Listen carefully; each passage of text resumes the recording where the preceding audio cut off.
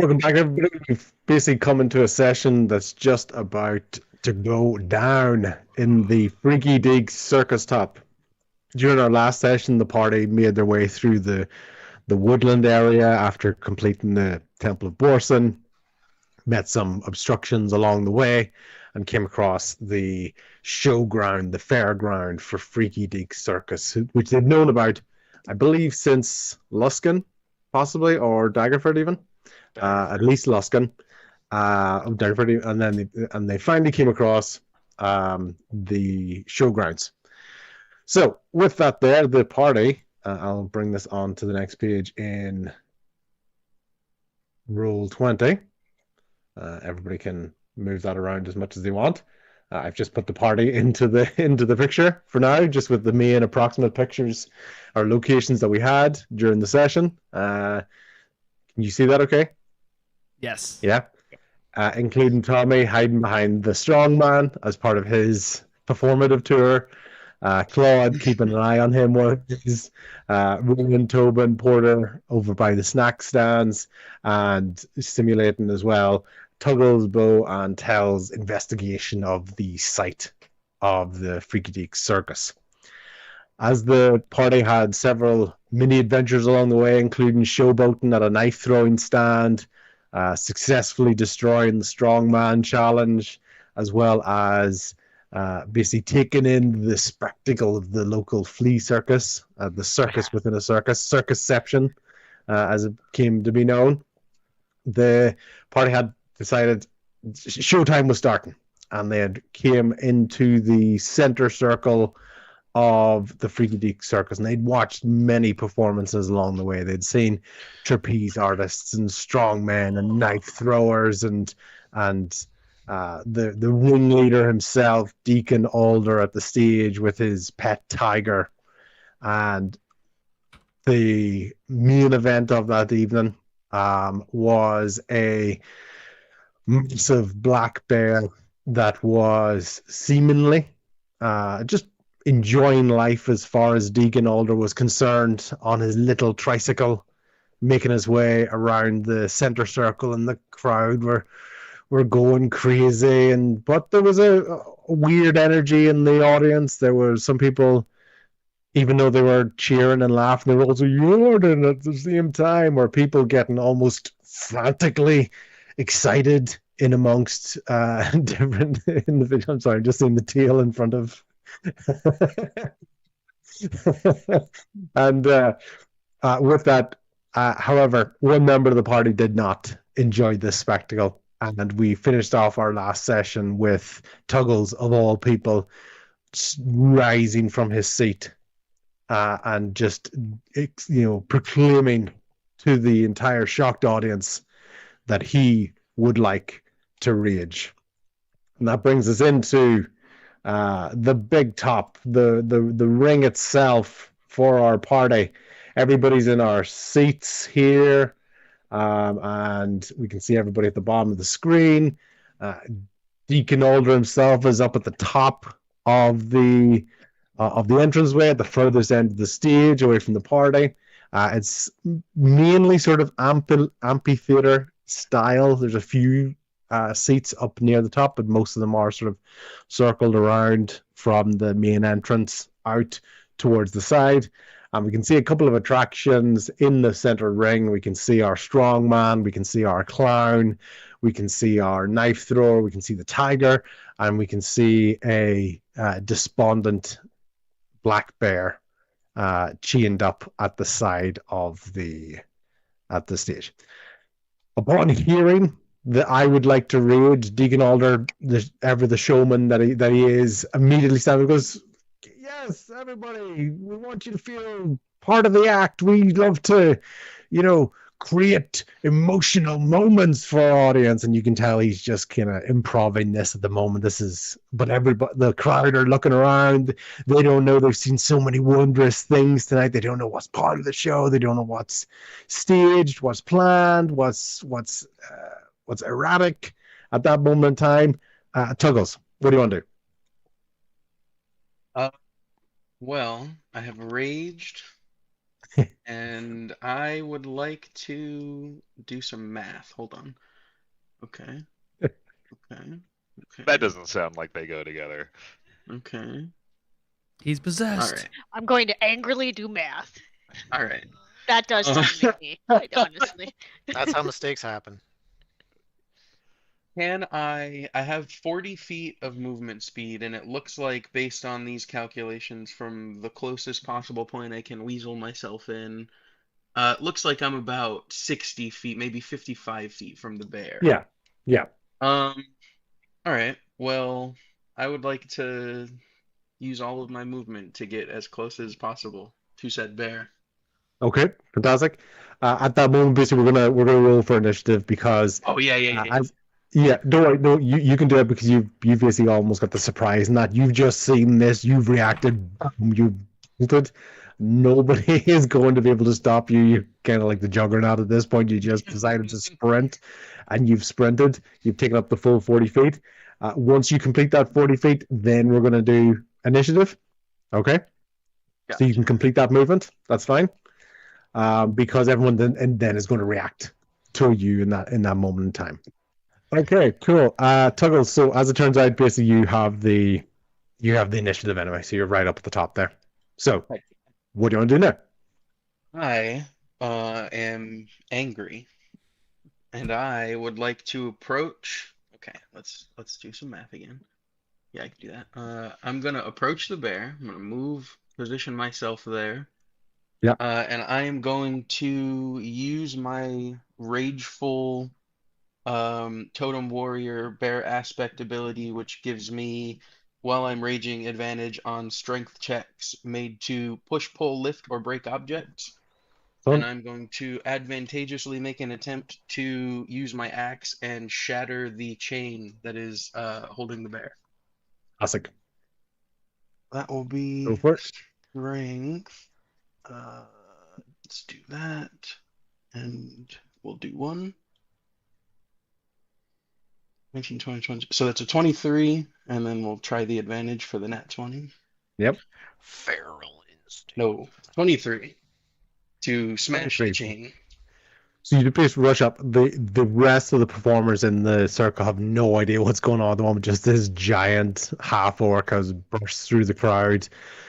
As you imagine when you're standing on stage and the crowd kind of looks dark because all the lighting's on you, so all of a sudden this giant green mass just bolts out from the crowd and immediately goes straight for the chain, completely shatters it, and immediately in that moment, the bear.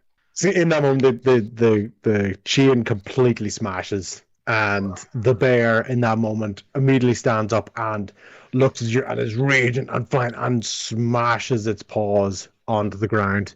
Both the strongman and the clown at that moment have to make dexterity saving throws to be able to stay on their feet.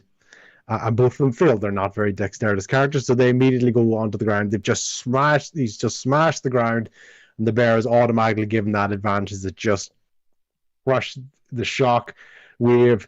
It kind of knocks the tiger and the fire and the knife thrower, rocks their base a bit, but doesn't hit them to the ground.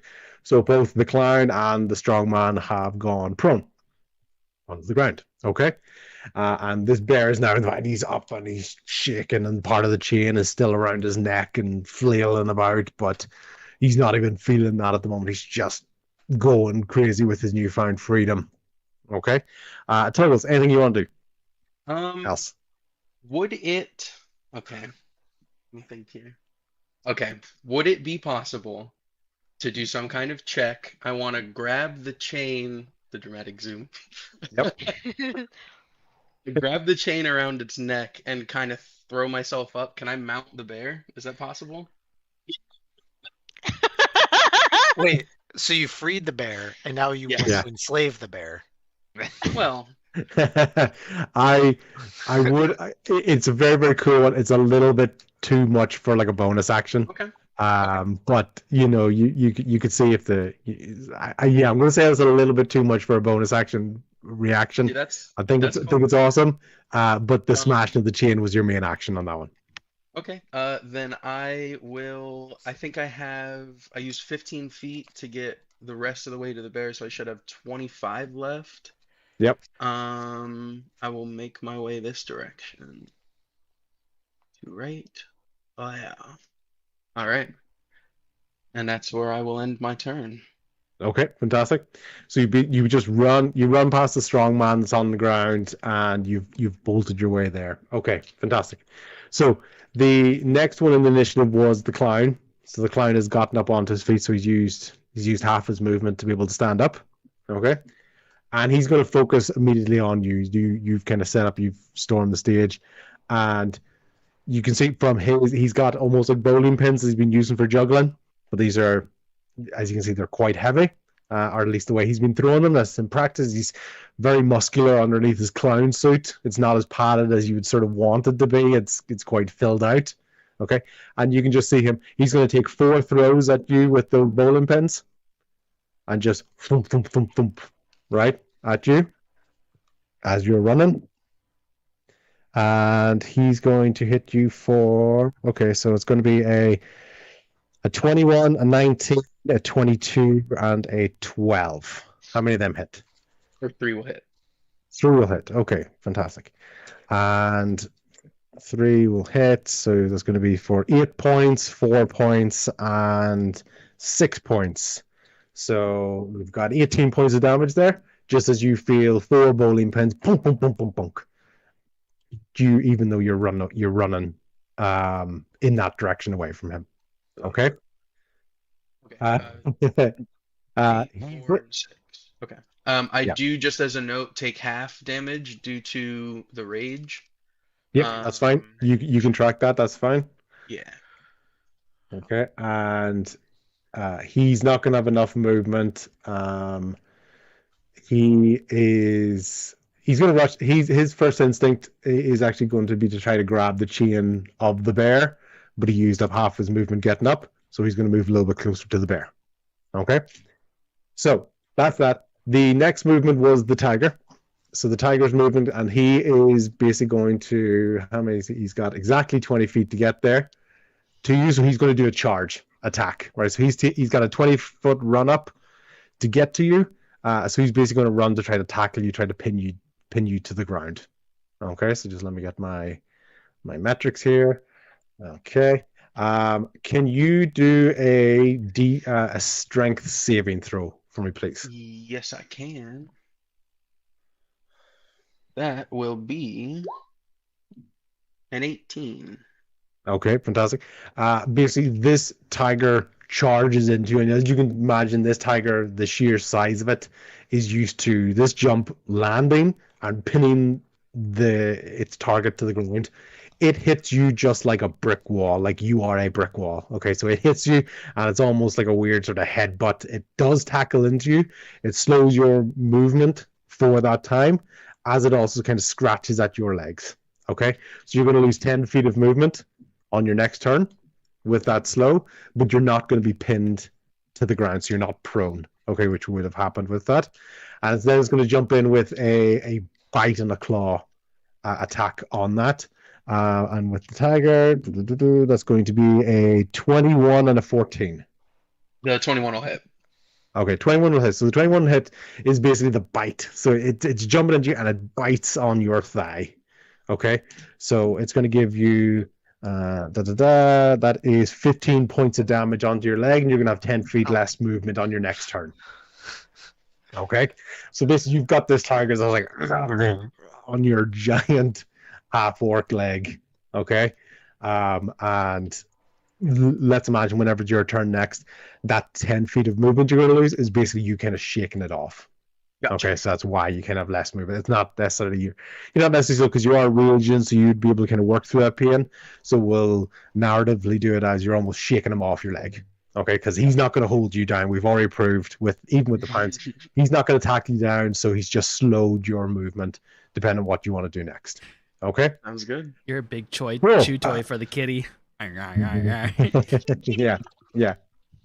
Okay, cool. And then the next one for that actually is actually Deacon himself. He had he's got the most distance in you, so those three got very, very high initiative orders on that. So what's their distance? We got 25 feet. Okay. And so Deacon's going to move up no, actually he's not going to. He's going to he's going to hold his action for the moment, and he's basically going to wait for the next person to get close to him. So you can kind of get the feeling he's on his little pedestal for the ringmaster. He's going to hold his movement for certain actions that potentially could come up in the next go. Okay, Claude, you're up.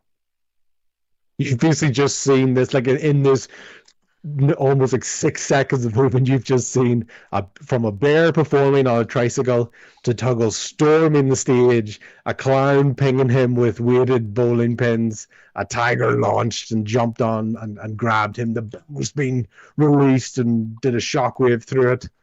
How do you want to react? You're muted. Hello. So initially I was concerned because it looked like Tuggles was attacking the bear, but then he freed the bear and the performers attacked him. So that kind of that won me over. So yeah, as long as the bear's okay, I'm gonna go ahead and I'll just defend Tuggles, especially since he's pinned under a freaking tiger. Tuggles is still standing. He's basically got a tiger chomped down, sort of wrapped around his leg. So yeah. Fair enough. So I'll move my 30 feet and then I'll cast Shield of Faith on Tuggles. Okay. So Tuggles, you'll have +2 bonus AC as long as that's up. Nice. And then I will cast Eldritch Blast on this asshole clown with the throwing pins. Yeah. And that would be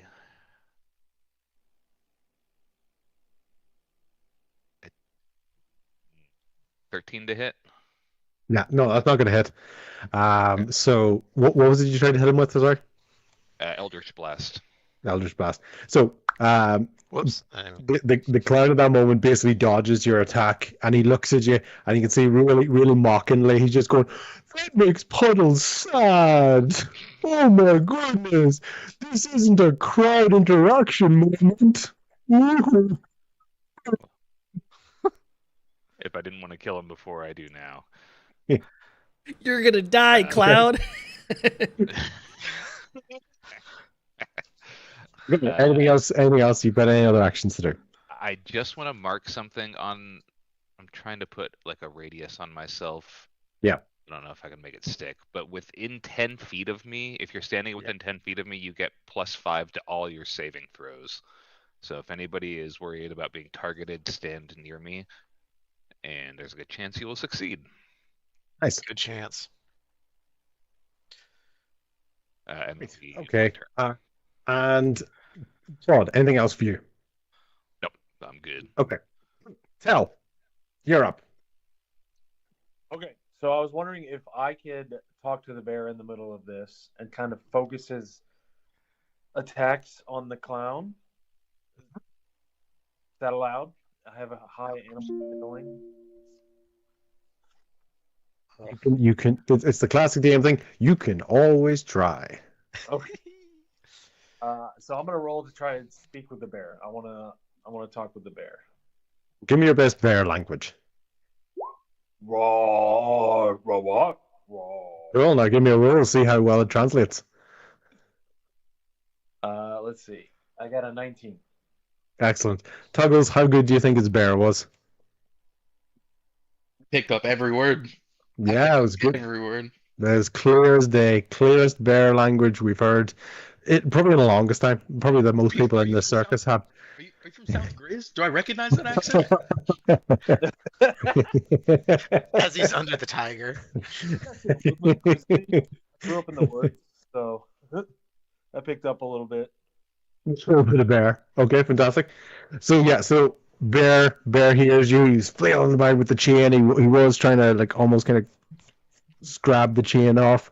Hears this bear language echoing through the crowd, and is looking at. So he had two options. He had the strongman prone, and he had Puddles decline, and now he's focused on Puddles.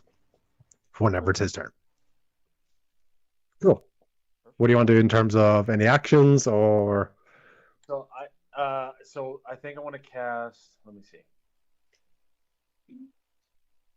So that would be one action, right? Whatever I'm going to do now. I'm not going to count your bear talk as an action, so don't worry about that. Okay. I'm gonna. Shit. Let's see. That's a bonus action. So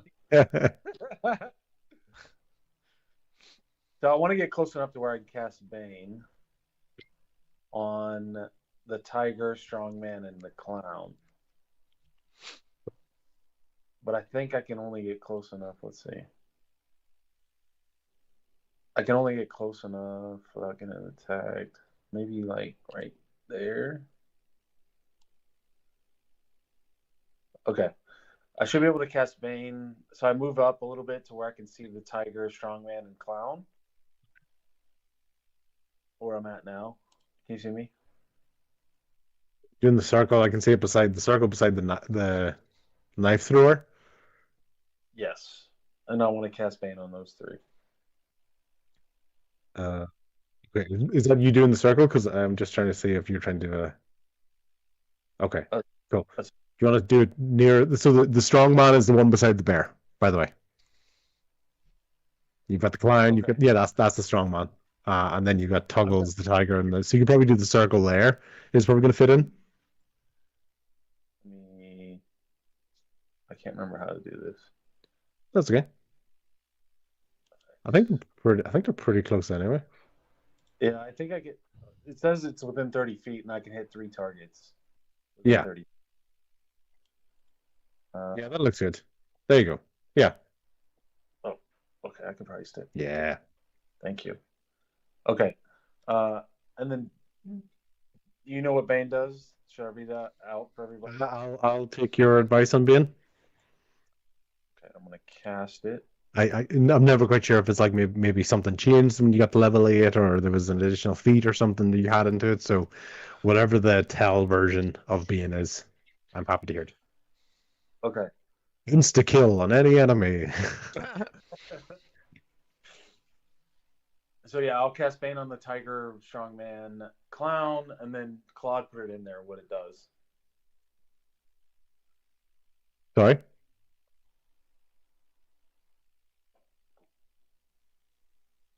Sorry, sorry. Yeah, what? Sorry, what happened there? You did that. You did those 3 characters. Then what happened? That's it. Claude put the what it does in there for everybody. Oh, Right. In the chat portion of Roll20, but basically, 3 creatures of your choice that you can see within range must make charisma saving throws. Whenever a target fails a saving throw, makes an attack roll or saving throw before the spell ends, the target must roll a d4 and subtract that number rolled from the attack roll or saving throw. Okay, we got a 17 for the tiger, a 13 for the strongman, and an 18 for the clown. So is there a DC on that? I'm just trying to see where the chat. It should be on. what's your save DC? Yeah. Tell. Yeah. It should be under spells. Save DC. Oh, 14. Okay, so basically, the tiger and the clown passed, but the strongman didn't. Okay. So I'll ask you because it's going to be his turn soon. So I'll ask you to remind me of exactly what that does. Okay. Rhett. Do you have any other bonus actions that you want to do? No. Rash, I believe if Okay. you Speaking bear again. Rash, I think if you click on your strongman character, I think it's right click maybe, you can put like a little icon if that will help you also remember who has something on them, or I forget if it's a right click or a left click. There's We'll just do that. Black for being do rightly. as long, whatever makes it easy for you. Yeah. Okay. Cool. That's fine. Cool. Can I actually turn him around? Oh, I can. There you go. Prone. Kinda, Okay. It looks like his weight was too heavy and he fell over like this now. Yeah, he's fallen, yeah. Okay. Cool. Tommy, you're up.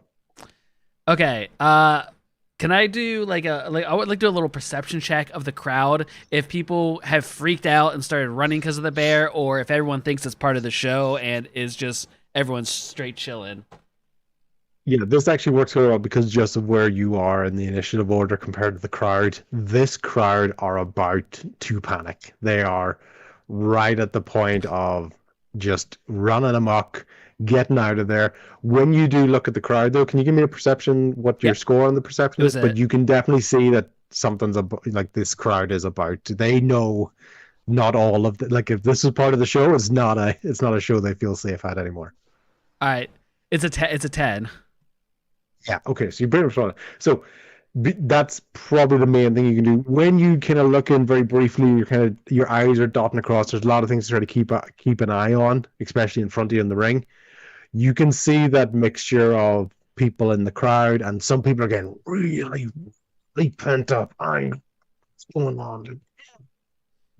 Like, nothing's happening to them personally, but they're like clenching teeth and all their muscles are becoming super duper tense, and other people are almost kind of like dozing off. It's, you can imagine, almost like kind of a third of the room is getting really tense. A third of it is like almost kind of like they almost look like they're kind of going limp from like possibly being drunk or being sleepy. And the other third basically are just panicking. Can off that 10, is there a way for me to tell if there is someone that's casting something as a spell effect, or if it's just the mix of like what's happening in the crowd, as far as like some people react in an angry way, some people act in a frightened way, and there's also booze going around this building, so people are also, is it a natural human mix, or can I not tell if it's like a spell type thing? That's what you can see. The fact that you can see that sort of differentiation between the people in there, especially with everything that's happening, that's what you can perceive at the moment. You cut off at just begin. Just repeat what you said. Sorry. Yeah, I'm going to say that with the 10 that you got, that's what you perceive, this differentiation of what's going on in the crowd, but you haven't been able to clearly identify if anyone's casting a spell or if there's some sort of outside influence causing an abnormal reaction. You can see what the reaction is happening at the moment. You can't define any origin for it. Okay. Tommy is going to I'm changing my mind on the fly of what I was about to do. Tommy is going to he was like mid still taking more of Rain's popcorn and just kind of was like Tuggle's running down. We only known Tuggles for a couple days, so Tommy was kind of like, oh, part of the show. This is cool. And it was like kind of eating. And now that everyone else is kind of jumping in the ring and it's going down, Tommy like looks at Ray and he's like, well, I guess we're doing this thing. Tommy will stand up and just yell as loud as he can, the bear's gonna kill everybody, run! And he just wants to cause chaos because he's unsure about the ringmaster across the way. If the crowd is, I guess Tommy is not quite sure if the crowd is real, like against or with us. So he thinks if he causes chaos, it's gonna help out more than hurt. So he yells that, I'm gonna run 30 feet into the ring, pull out my pistol, and try and shoot the guy with the knives, the knife thrower. So you call out the bear's gonna kill everyone, and then you shoot someone else. Yes, I'm not running towards the bear. I'm giving the illusion that the bear is scary. I don't want to go towards the bear. No. The bear has the gun. But I was contemplating just shooting my pistol up into the air to start a craze of the crowd, but I didn't want the crowd to jump me. So I figure if I put the attention on the bear being bad and then I run down, I'll still shoot my pistol, but not want to be in among the crowd right now. So yeah, what's the distance here? Let me just make sure. Like a flawless plan. From an outsider point of view, all I heard was an American suggested that the guy without the gun is the bad guy. I've got a gun, but he's the scary one. Seems fine to me. Actually, yeah. Stand your ground, Tommy. Yeah, no. Where are we? Okay. Florida? I'm sorry. I'm good. If we all had guns. I'm trying to. There's different ranges on the pistol. There's like a low range and then an up to a high. If it's above the like low range, do you roll with disadvantage? Does anyone know? Yeah. Okay. Yeah. All So right. there's like an optimal range, and there's technically nothing stopping you from trying to shoot at something further. Imagine like in a game, if there's archery, there's like you can sometimes the arrow's gonna go straight, but if you want to go distance, you almost have to kind of try to arc the shot. It's not quite exactly that, but that's what the sort of disadvantage is. So yeah, it's an arc or whatever a shot is at someone who's far away. Okay. Then I'm gonna shoot the clown. Just because he's more within my range. I cannot roll with disadvantage. I already have a hard enough time. At least you're shooting in the general direction of the bear. You can make it look like an accident. That's what I was. Yeah. Yeah, I'm trying to shoot at the bear, but I'm really shooting for the clown The for clown. sure. Okay. All right. What do I do? Okay. Son of a bitch. It's a 7. Okay. Well, yeah. So you miss Puddles again, and Puddles goes, "Whoopsie, whoopsie, you missed me." Shut up, you stupid clown! He's just basically. I'm kind of picturing that my shot went off and like strikes like some bleachers. Hopefully doesn't hit anybody, but like hits on some bleachers and just adding more to the chaos. I'm so annoyed Helps the that panic I of the missed. crowd. So Absolutely. Okay. Cool. And then Okay. Is there anything else you want to do? on each can I wait? Action was the shot. You My kinda bonus take the- action. the- I'm gonna do a cunning action. It says I can dash, disengage, or hide. Mhm. Can with I rogue stuff. Yep. can I dash another 30 feet towards? Wait, yeah. Dash is doubling your speed. I'm gonna dash another 30 feet towards the knife thrower. I wanna close the distance on him. Okay. Cool. Bam. Yeah. So basically, I yelled that, got the crowd riled up, ran out, shot the clown, missed. He insulted me. Yeah. I yelled at him, but I still ran away from him because I would have really wanted to go after the sword guy or the knife thrower. Excuse me. Chaos. Okay. Cool. Fantastic. So basically, Porter, it's his turn next. So Porter's basically going to make his way, and he's just going to get over the bar. You basically, Claude, all you hear behind you is a big thump of footsteps as this big old Porter basically barely climbs over the barrier. So he's not in front of you; he's near you. And that was the last bit of movement that Porter was able to do because, as it turned out, the panicked crowd have just started running everywhere. They are scattered. They're going back. No one knows the safest way to get out. They're running across the middle of the platform and they're trying to get out the back and jump over the top. And that's basically where you can see. Well, that's about a third of them are running, and a third of them are angrily running towards the middle of the circus ring. So you've got about 2/3 of the audience are kind of running into or across the center of the ring, which is basically going to create like a difficult terrain for you guys because you're having to kind of bunch past people. As you know, people in a panic situation do crazy things. You'd think they kind of lost all track of where's the entrance, the lights are low, and I don't know where I'm going. I just need to not be here. So they know where the bear is, so they're not like running towards the bear, right? But there is people who are just running anywhere and everywhere that is not where they are at that moment in time. I'm going to ask that. And Regan, I'm going to ask you to do a dex saving throw so that you don't get swarmed as the crowd kind of floods down the bleachers and kind of knocks you guys over. I rolled a 19 in the thing. It says 4 over there. What is this? We trust I your rolled a word. 19 on You my won't lie. page. Can you click because in the top right it says game log. Does it show it in that in D&D Beyond? What? Up here? In D&D Meanwhile, Beyond, yes, like 19. Yeah.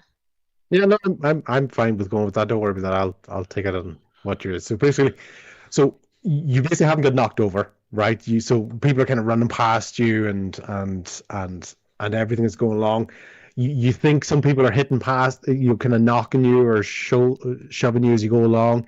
You're not quite sure if someone has stood on your hand or not because you've still got you've got that sort of redness and feeling in your wrist and in the back of your hand that you had from earlier on, but no pain, no damage from it at the moment. But you're not knocked prone. And Bo, what about you? What did I get? Yep. 15. Okay, fantastic. Same sort of thing. You're able to basically maintain your balance in that you haven't been knocked down prone, and you're basically as you are. Porter, the big old chunk that he is, he's not going to get knocked over by anybody, but he had the rest of his movement done anyway. Claude, could you also roll, and Tell, could you also roll so that you don't get knocked over by the surge of people coming from the audience? Tell, you'll get a +5 to your saving throw. All right. And it's Dex, you said? Yes.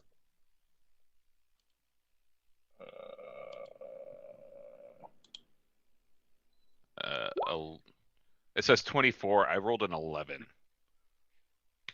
So is that including your 5 or 11 total, or? Yeah, it should include my 5. I think mine is just built into my. Okay, cool. Claude, you got knocked prone. So yeah. What a stupid idea. Tell? Mine's 25 with +5. Okay, fantastic. So you're able to you've got a little bit more room. You see more people coming. You don't get hit by the large tidal wave of panic people coming out of the audience. Okay. Right. So we've got that. I've got Porter. Bo, your turn, please. All right. Before I do anything, is there like a trapeze, tightrope, something going up? I want to make my way to Deacon. Okay. So I'm just looking for a not so chaotic direct path. Okay. So where you can see the knife thrower, you can see that there's a ladder. I do see it over there. And on that ladder is going up into the sky. It's quite dark, the lighting and all, so you can't really see what's up there. But you can imagine that the ladder is going up to probably what would be a trapeze act, which is not uncommon for circuses in here. So you can imagine if there's going to be something, there's going to be a wire that basically goes east to west across that circle. If we're looking at right now, north is Deacon. Yes. Yeah. Okay, so that's not really going to help me, but it seemed like a cool idea. All right, I'm going to turn to Rian and be like, Rian, I don't know what Togo's problem is, but I'm going after Deacon. I was going to do it after the show, but this seems like it will be my only chance. Do you want to be unseen, Rian? A lot of my spells have a lot of distance, so I feel like that could be better on somebody else who's going to get closer. Okay. Well, what about Tobin? Do you want him to be Let's protect Tobin, and then if I move him around the arena to give people AC, then. All right. Tobin hears his name briefly, looks up, and then goes back to madly biting at his leg. Nice. I'm gonna cast invisibility as a 3rd level spell, so I can touch myself and I pat Tobin on the head and I say, "Be safe, boy." And so I go invisible. Okay. And now I'm going to do my best to beeline it straight towards Deacon. So take your movement and take off 10 feet for the difficult terrain. Okay. You're basically now trying to run past all these people. Imagine trying to run through a crowd. Oh yeah. You won't be able to sprint in a straight line. You're dodging and weaving, but you're staying on your feet. Sick. that I'm gonna. Yep, I guess I just 20 feet. Where's the select button? What is that?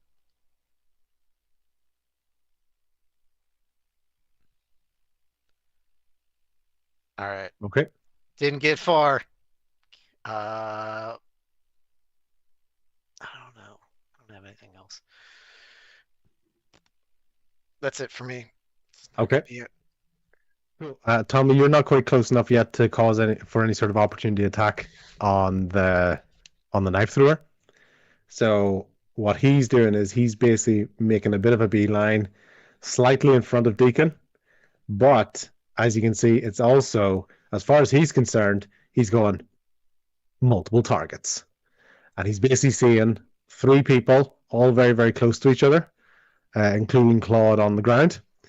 And you can see him, he gets his knife and he twists it, and he's looking at it, and he's going to fling 3 knives. But what you're going to notice is that one of the knives, the first one that had the most swing on it, the biggest back throw, it's going to be able to ricochet to multiple targets if it hits. Okay, especially ones that are closely packed up, right? So let's go with the first one to see if it ricochets. So it's basically, is it with advantage because he's going for Claude on the ground? Boo. Yeah, and he's going to get a 25. Jesus Christ. Yeah, so that 25 hits you, and then so he's going to see that. He's going to throw the other. All the knives are basically going at. One of them's going to Tell, one of them's going to Bow, and one of them going to the ground. But the one that hits you is going to be the one that ricochets. So let's see if he gets the one on Tell. Tell, that is a 26 to hit you. Bow, that was a 10 on the third one. So I assume he's missed yourself. Yeah. Who's that? Me? Yeah, you with a How do you 10. see me? Oh, sorry. No, Yeah, you're right. No, you're totally right. Well, then I'll have to do it as Porter. So, and he's basically missed Porter. So apologies for that. I forgot about that because he's on the screen. Okay. So, Tell, you're going to take. Tell, you're going to take 5 points of damage. And Let's see if the other one does it ricochet to hit you. Let's see.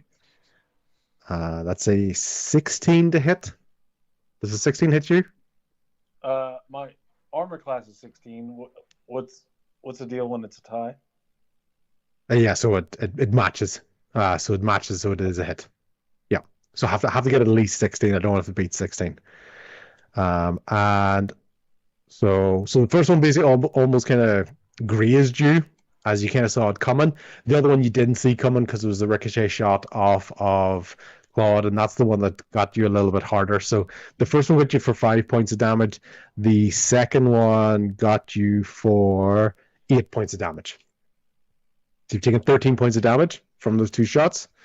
Claude, on the ground, you've taken 7 points of damage. Is that double because I'm prone? Well, I kind of put the double in there because yeah. Well, I put it in. I put it in because the more likely to hit you as opposed to hit you harder. Cool. So that's the way I thought. What's the check to maintain concentration? You basically have to. It's like a 10. I think like a D20 and roll a 10. Okay.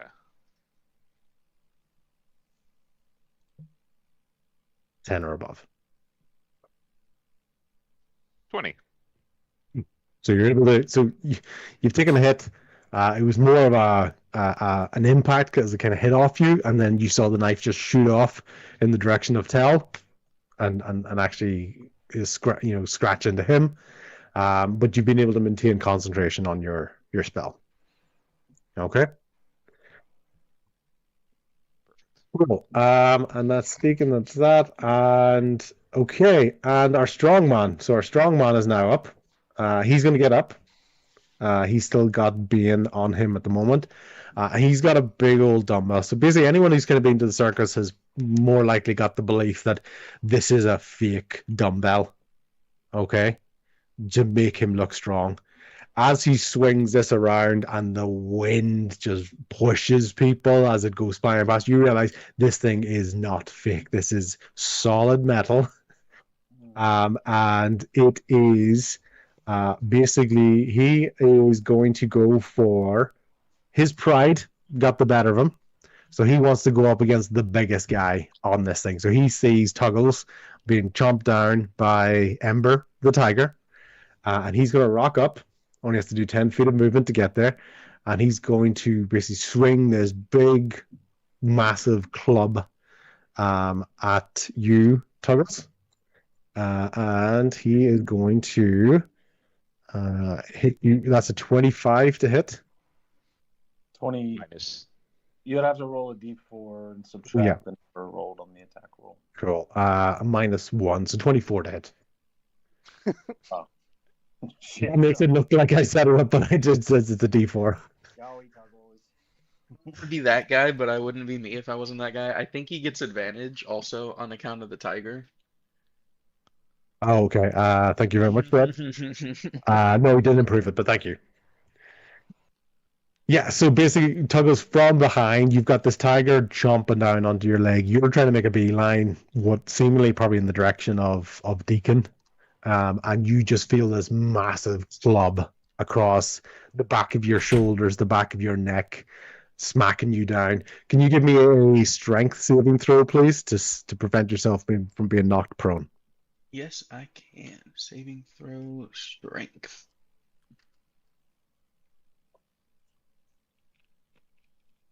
Uh, 11. 11. Okay. So you took, first of all, you took, what was that? You took 18 points of damage and you got knocked flat in your face. Yeah. So you didn't pass that strength saving throw. So you've been knocked prone onto the ground. Okay. I'm gonna go whoop. You've been knocked onto the ground. The tiger didn't take you down, but this unseen blow to the back of the head has basically put you down. You're not knocked out or anything. You're just lying flat in your face, and you took 18 points of damage. Okay. Cool. Rian. Hello. Hello. Okay, I think, can I draw this? No, it doesn't tell me what size it is. That's so annoying. I saw numbers there. Oh. Try it again. Sorry, that was me playing with something. Oh, right, sorry. If you click the ruler on the left, you should be able to choose whether you want like circle, line, cone. Oh yeah. I was just trying to make it stay because it stays there for the duration. So hit linger, and then whatever you put should stay there. Okay, sorry, Tuggles, but Oh, that's okay. It's okay. I'll take half to anything that's not psychic. Okay, this is a big spell, and it has a lot of components. So Just before Rian does that, I just want Rian to be aware that there's also a bear there that you're hitting. You're aware that you're going to hit the bear in that circle. Oh yeah. It looked. It just didn't seem very Rian-like to be like, "Fuck you, bear. Take this." I mean, I'm just saying, someone definitely mentioned that bear's going to kill everybody, so you probably should take a shot while you have an opportunity. No, that is true. I've heard that. I have heard that.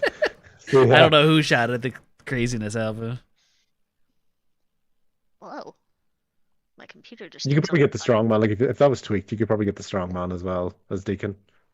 Yeah, there funny. you There go. we go. Okay, Nice. I'm putting my storm sphere here. Ooh. Okay. So we're gonna do a couple things. So anybody in the radius needs to make a strength saving throw. The DC Okay. is 15. I don't Right. see a space. Yeah, I don't see it radius. either. Is it? I think because I hit. I can see it. I can see it. I can see There it. it is. Yellow. Perfect. Wow. Oh no, What kind of save? strength. Right. Okay. Everybody failed other than the knife thrower. So Deacon, Tiger, Strongman failed. Okay. got So a they're nat all gonna 20. take. What'd you get? Nat 20. Oh, you're good. They're all gonna take. Even lying on 3d6. my face, I'm good. 6, 7, It's because I was prone. I ducked underneath it. Everyone else. 7. 7 plus. I have something else about.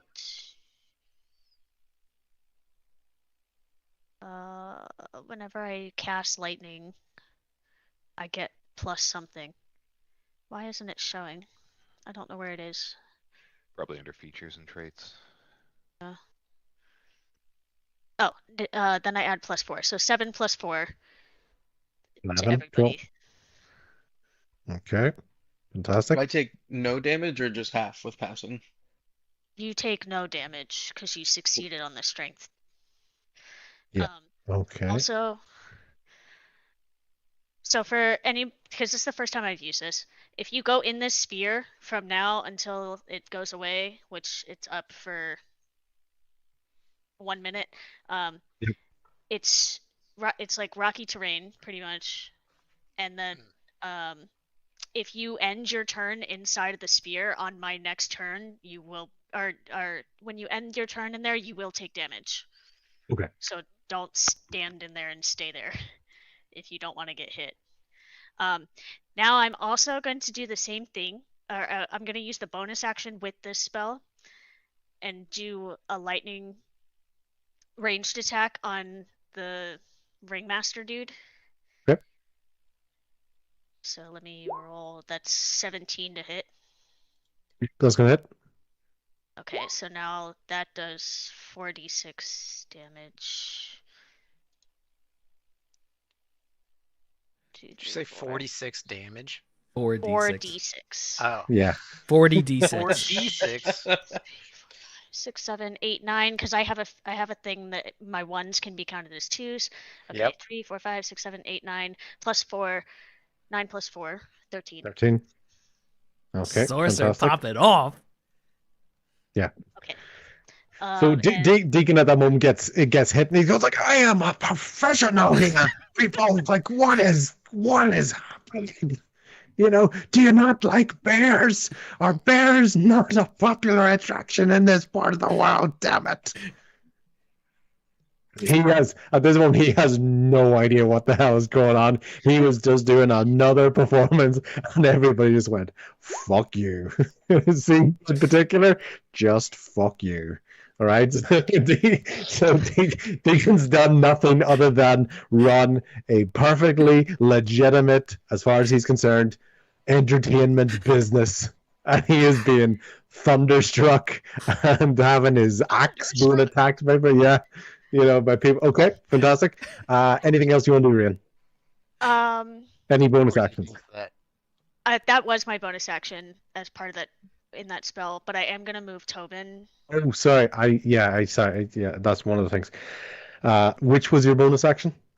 The extra lightning spell that just Okay. hit. Oh, I So think I forgot something in that, but yeah, so I need you to check something. Could you do you feel that you feel your blood getting a little bit warm, especially originating from that point in your hand where you felt that little prick or that little bit of a bite. Could you do a Constitution saving throw for me, please? oh boy, I get +4 on Not bad. those. Yep. Oops, I think I might have accidentally rolled it twice. 11. Oh, 11 Okay. plus 4 is 15. Okay, yeah, good. Okay, so while the lightning strike goes off, you did feel like your hand almost kind of felt like rigid. Like it's almost like, yeah, it's like you're making that thing, but the lightning strike did go off. It did hit Deacon, but that was a lot more effort than you would have anticipated in that moment in time. It still went off, it still succeeded, but from that that felt like it took more effort out of you than it needed to, or than you would have expected. Cool. Okay. And then I'm just moving Tobin next to Claude. So Claude, you get +1 AC. Okay. Yay. Yeah. Claude, actually, what you're going to find that temporarily, while Tobin is madly biting at his leg, Oh no. his emotional support animal skills are quite temperamental at this moment in time. So, currently, you get the feeling that Tobin is extremely distracted and agitated at this moment in time. So you don't actually feel like you've been extra protected at this moment in time. The dog's gonna You're kill used to it everybody. because Rickon says these things normally happen, but you get the feeling that Tobin is incredibly distracted, especially by the biting and the itching and the kind of hyperactivity that he's going through at this moment in time. Does Rian notice anything off about Tobin as he moves into there, or is she Did- distracted did by we- her own issues? I mean, he's Did Rian move from there, or did she say where she was? I'm just staying there. Yeah. Tobin, So Tobin is invisible. so yeah, that's why Tobin's invisible. Oh no! So I was going to I was going to say you would have Ninja noticed. mask. So actually saying that as well, Claude, you don't see Tobin. You hear Ruin call out to you or to Tobin. Maybe you see a little bit of the dirt kick up around you of this what would be invisible dog prints kind of been seen in the sawdust and the sand. So you get the feeling something's there. Ruin, you actually can't tell. Claude, what you kind of see is the sawdust and things being kicked up and shunted around and that. If there's such a thing as like invisible hyperactivity, you can see this almost like a mini sandstorm is probably happening beside you of agitation. Okay, That's the end of my turn. that's at the turn. Okay, cool. Back up to the top. Round 2, Tuggles. You are currently prone at the moment inside a storm. All With the tiger on you. With With the tiger on you and the strong hit man to the back of it's standing directly behind you. Okay, so to stand up, is it movement or bonus action or action? What are we rolling with? Half your movement. All right, so I will use half my movement to rise. Yep. And I'm gonna do like one of those, movie moves where I kind of slow turn and face the strongman from he was behind me. Okay. I'm gonna be like, just dramatic turn. I would like to The use tiger's still attached to your leg. You can do a slow turn when you drag the tiger around, but okay, yeah. Cool. Yeah. full on rage. I'm gonna use all of my things. I'm gonna use savage attack, and I'm just gonna do a full on 3 on this guy. Two main hand attacks and 1 offhand attack. Go for it. So the first one with the old battle axe. That's gonna be, my rolls are so slow. That's a nat 20. Okay, fantastic. That's going to be at least 1 crit. Do you want me to do all the attack rolls first and then total damage? Yeah, Or yeah, one? Okay. yeah. So first attack, second attack is an 11 total. And then the offhand attack. No, that's the wrong thing. I clicked on the wrong button. Bonus action, Morning Star, a 19 with the morning. No, that's the unarmed. The other one's rolling. Sorry, a 12 for the third attack. Okay, so the crit hits obviously, but the other 2 miss. Okay. So wildly swinging. Let's say the fact that you've got a tiger attached to you is affecting your form. Your usually reliable form, but you do make one massive connection with him. So give us your whatever your max is plus another roll. Whatever my max is plus. So that's the way I do crits. You get at least your max, and then you So get we're gonna D8 plus 5, so that would be 8. 13. You get 13. Yep. And then a raw roll or another plus 5 roll. Just another whatever your attack, Okay. Your normal attack roll would be. Yeah. Please click on the thing. Thank you. That would be an 11. So 13 and 11. Oh, fantastic. 24. Okay, good hit on that. Basically, he takes it, and you got 2 Goliaths staring down each other with a tiger realizing that he is, even though he's used to being one of the biggest guys in the room, he's basically in the wrong area for this. Okay. Do you want to do any other movement, obviously, with things like knowing the storm is happening around you? Or are you just living there?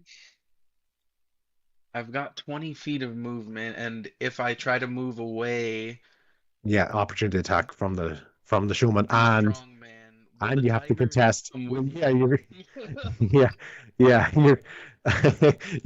already shown you can move the tiger, so 10. I'm going to say like 10 feet less. That's the way I kind of do slow less. Okay. So in a sense, you've got 10 feet and an opportunity take it. attack from the strongman.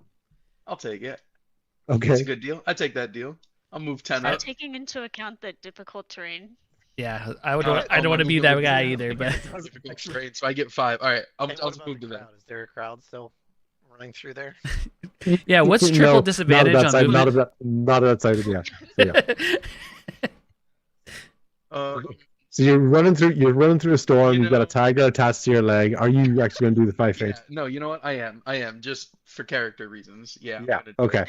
I'm You're gonna go through determined to get where I've Character been reasons going. for character development. Okay. Yeah. The arc of Cool. his story. And 13 to hit Tuggles? No. No. Okay, so the storm has distracted the strong man. He's basically taken a crit hit, so he's almost a little woozy at this moment and swings wildly at you in amongst the storm as well. Oh, So misses. he gets advantage actually because all attacks against me get advantage until the end of my next turn. Oh yeah. No, that's actually worse again. So it's fine. Nice. Let's just say you basically knocked him dizzy, and he's in the storm. So swing and a miss from him, with that there, and you've dragged this tiger 5 feet through a storm. This is the most effort anyone's ever went to move 5 feet ever. That's fantastic. Yeah. So I'll end my turn and take storm effect, whatever that. Okay. may be. Cool. Fantastic. Oh yeah, your storm effect. Rain, is your storm killing innocent people right now? You I need would to know make that. the strength saving throw again. A strength. Okay, I could do that. It's That's the not DC for her to 15. decide.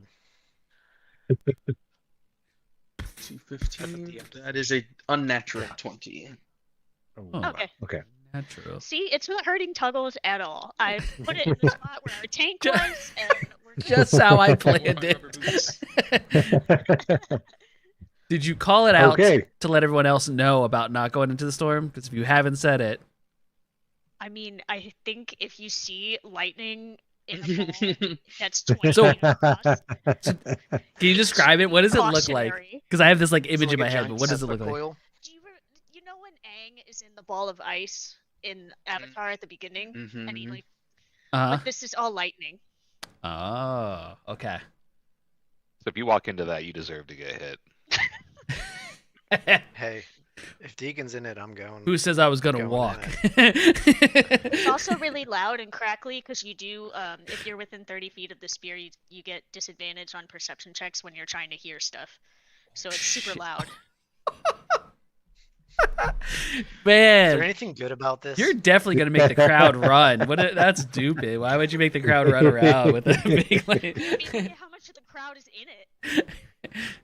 Yeah. See, I was actually clearing the crowd because I knew the power that you had, and I wanted to get people moving out of the way.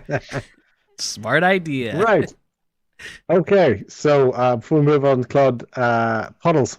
Puddles' turn, and Puddles has been spending this whole time mocking basically Claude and Tommy, and he's looked at Claude get knocked over and goes, "See you." And so he's going to go over, and he's basically he's kind of running up to Claude, not to Claude, to Tell. He's running up to Claude with his big shoes, and basically he's just going to pull out a colorful mallet from one of his pockets, which is just seemingly way too big and just classic sort of clown trick. Pulls a big mallet right out of the pocket and goes for a big swing on Tell right there, just going for a big donk on the head. But he got a 10. Tell, does that miss? It misses.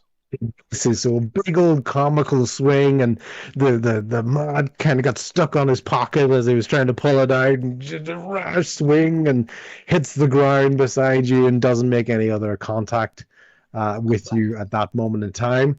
But as a bonus action, he's going to let's get this up and make it a circle. Is Tell still in his jester outfit? I think he changed a long time ago because we were hiding and stuff. Okay, and let's get that open. Circle. 30 feet Okay. Cool. Shit. 30 feet. So we've got the bear, we've got Claude, Tobin, Bo, and Porter all within that. And you're just gonna hear the most if you were irritated before, now you have to listen to the goofiest, most annoying laughter in the world. As he does a mocking flourish. And I'm going to ask everyone in that circle to do a wisdom saving throw, please. Everybody next to me gets a +5. Which I think includes Porter, because Porter's still showing outside of the ring for me, but I think you said he moved up next to us. Oh, he's like just got over the barrier. So yeah. Oh, interesting. I see Porter up beside Rain. My screen. Oh really? Oh really? Okay. GM token. That's a weird one because I've got. Is he moving now? Nice chilling. Nope. Next to Nice. Rain. That's very weird because he's on my screen. Anyway, that is weird. If you want I to don't know give what that permissions is. to me, I can move him. Wait, Yep. rolls is Tobin gonna do? Sorry, it's not showing up on my sheet, but it's only showing up in this chat. So Oh, okay. Controlled I'll go by with the determined first by roll. character settings. No, it's fine. I was just how much does Tobin get because he's next to you, Claude? +5. Okay, Oh, so he sick. gets 11. Bo got a 21. There. Winner, Now I saw it winner, move. chicken dinner. Now he's on. Yeah, it moved now. Oh, that's weird. Anyway, so yeah, he's inside the 30 anyway. Gotcha. So he has to do that, and he got a dirty 20. Okay, so Kael and 20 as well. a 20 as well. Claude. Mine, it's just the saving throws that are messed up. It shows 16, but I have a dirty 20. Okay, that's fine. I have Bo. bad news for everybody. Give it to me. This is like a hearing wisdom perception saving. Okay. Yes. Anybody that's Yes. 30 feet away from my spear laughing. cage has to Yeah. take disadvantage. Oh, 30 feet from it. 30 feet away from the center of it. Within 30 feet of the sphere. So I think. where the sphere right. boundaries end. Yeah. 30 Oh, feet so from the 20 plus boundary. 30, so 50 total. Oh, geez, that's a big. It's pretty much everybody Are you Yeah. that sure? just rolled. Put a you put a lying, second Chris? one up there from the center of that. Wait, I'll do it because mine's purple.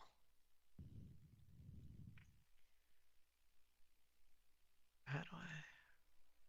Yeah, I think Bo's fine. Hell's not. Claude. How do I? No. How do I make a circle? You go to the ruler and then you click on the ruler and then up at the Ah, I top see. shape. Circle. Yeah. Somebody beat me to it. So many circles. Okay. Psychedelic. Such a psychedelic fight. I'm sorry. I'm reading this wrong. It says on wisdom perception checks. So does that mean if we're trying to hear? So maybe is it the opposite where we get advantage because all we hear is the lightning? I was actually going to say that the difficulty with you guys hearing that would also affect your difficulty to hear him. If anything, even, it would give us even if there Yeah, was so- going to be advantage, I was going to cancel it out. So we can just do your normal throws. Will you stop trying to screw us? This spell has so many components. I'm Yeah. sorry. No, that's what we want. We want dynamic encounters. We don't want just run and hit, run and hit, run and hit. Conga line of death. Okay, cool. Bo, what'd you get? 21. 21. Okay, fantastic. So that's fine. So you've all just had to put up with the annoyance of this laughter. You haven't had any disadvantages caused by having to hear this mocking flourish. Okay. So he's missed with his mild attack. He tried to do the mocking flourish. None of those things worked. And yeah, so that's his turn. And then we've got Tiger. Tiger's turn. Ember again. Ember is basically going to finally let go of Tuggle's leg, even though it hasn't exactly stopped him to date. But she's got no room to run at the moment. But she is going to do a single attack, but then she's also going to do a roar. Okay, so Tuggles, I think you're the only one at the moment, but now that I've got this ruler, I can do a cone. I can do a cone from the tiger. Yeah, no one else is going to be within 15 feet of that. Okay, so Tuggles, you're going to do a wisdom saving throw for me, please. I can do that. And you don't have that. That's fine. So you're going to do a wisdom saving throw for me, please. That is a 14 total. 14 total. Okay. So this is a frightened roar. Okay. So it basically means that you are unable to move closer to this animal or in the direction of this animal. Okay. Because it's close, yes, the status is called frightened. I'm going to call it for you with your experience, extreme respect. Right. So even in this moment with that, there's this tiger going crazy. It's just had a bite of you. You cannot move towards its direction for one turn. Okay. Okay. Yep. So you've like, oh, okay. You're basically kind of backing off and kind of sizing it up, and that's stopped you in your tracks on your next turn. You cannot move towards it, and as you can imagine, it is putting itself between you and Deacon. Okay. Okay. Yep.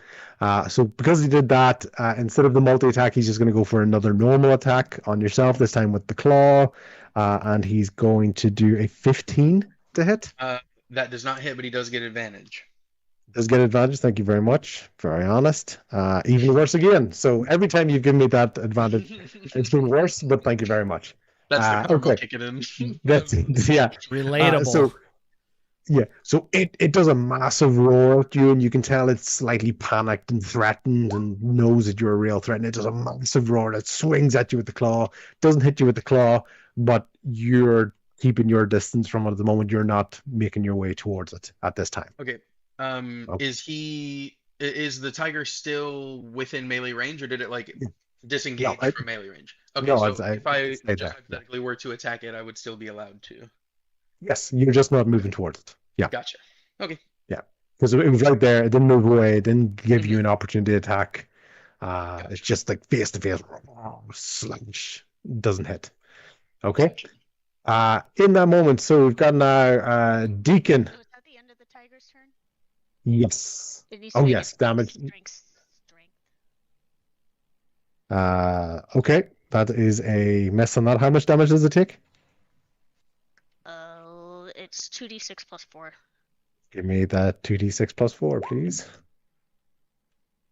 14. Excellent. Okay. So it slashed at him. It did the roar, and then basically it's in the storm and shooting off lightning, and took a zap, almost at the paw, and that could have been what caused it to miss Tuggles, and go from there. Okay. Deacon is like, my beautiful uniform. This is and he backs away. So he's got in the rough terrain.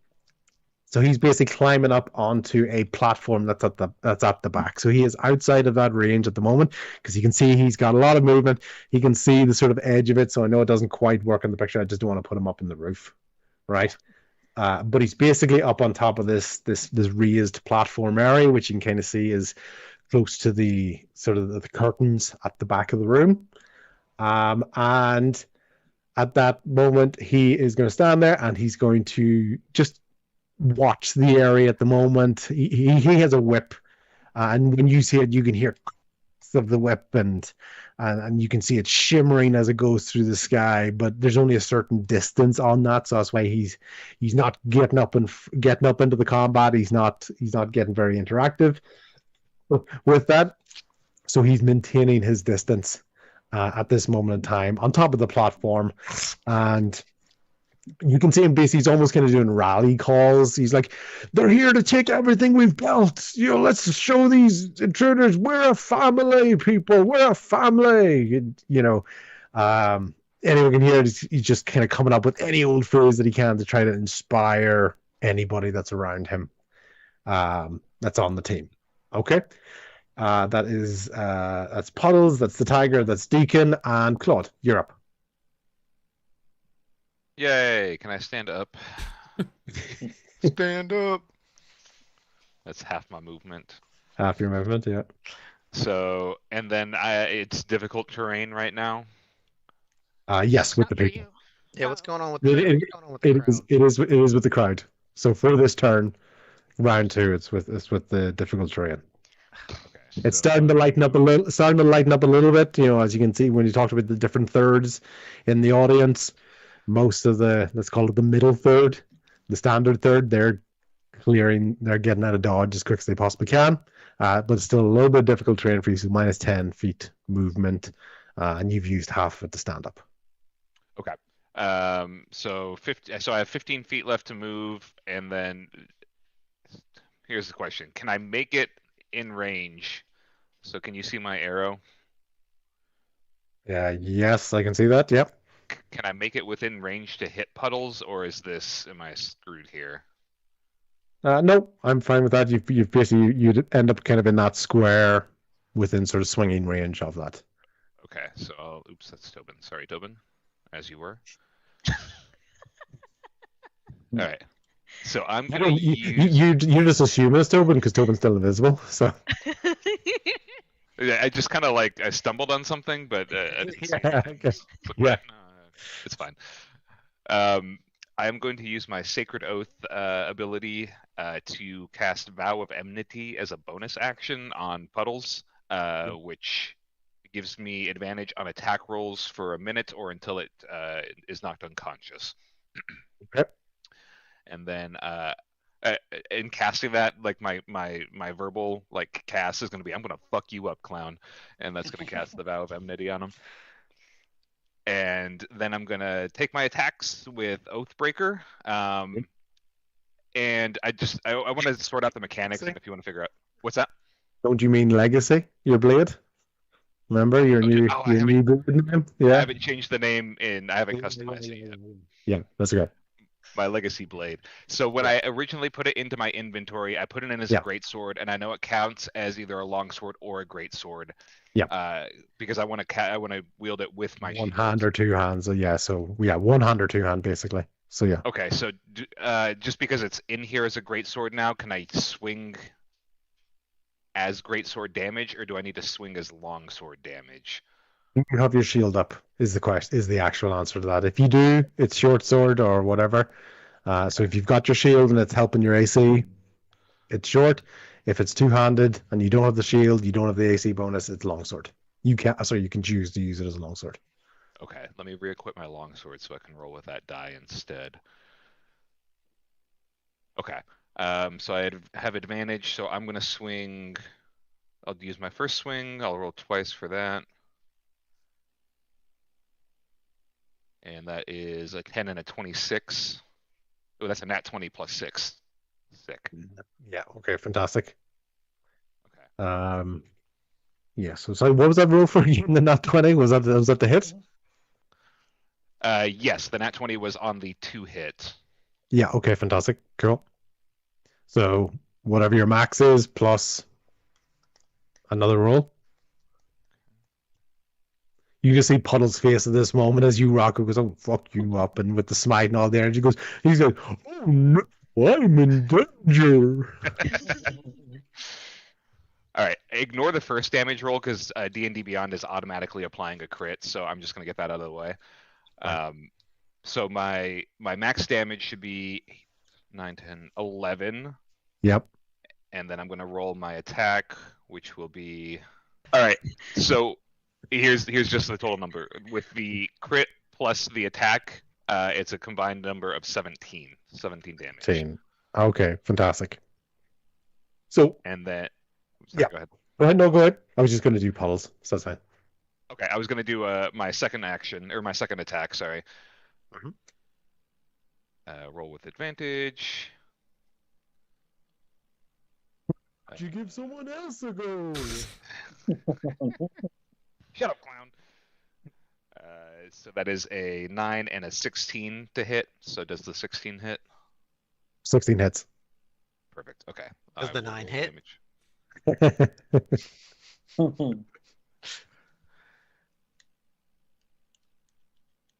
I don't know why these rolls are coming through bad in roll 20. Sorry. That is a 7. 7 damage. Okay. Sorry. Cool. Okay. So basically, his makeup, when you saw it, you basically smacked him, and now, unfortunately, where there was an area of no makeup, just white on his face, now there's a bit of blood on his face there as well after taking the damage. So you can tell he's bloodied, and he's getting quite weak on that, and he's taking a lot of damage. But that is his. That's him getting hit. Anything else you want to do? That is my action and my bonus action, so I am done. Cool. Tell, you're up. You've basically just seen you've seen Claude come out of nowhere, smack this clown twice, after he tried to hit you with a giant mallet. What do you want to do? Here comes some more clown. So I'm gonna cast inflict wounds Okay. and swing with my mace Yep. to him. Let's see if this adds the bonus. Hold on. Whoa, that's all. That's everything.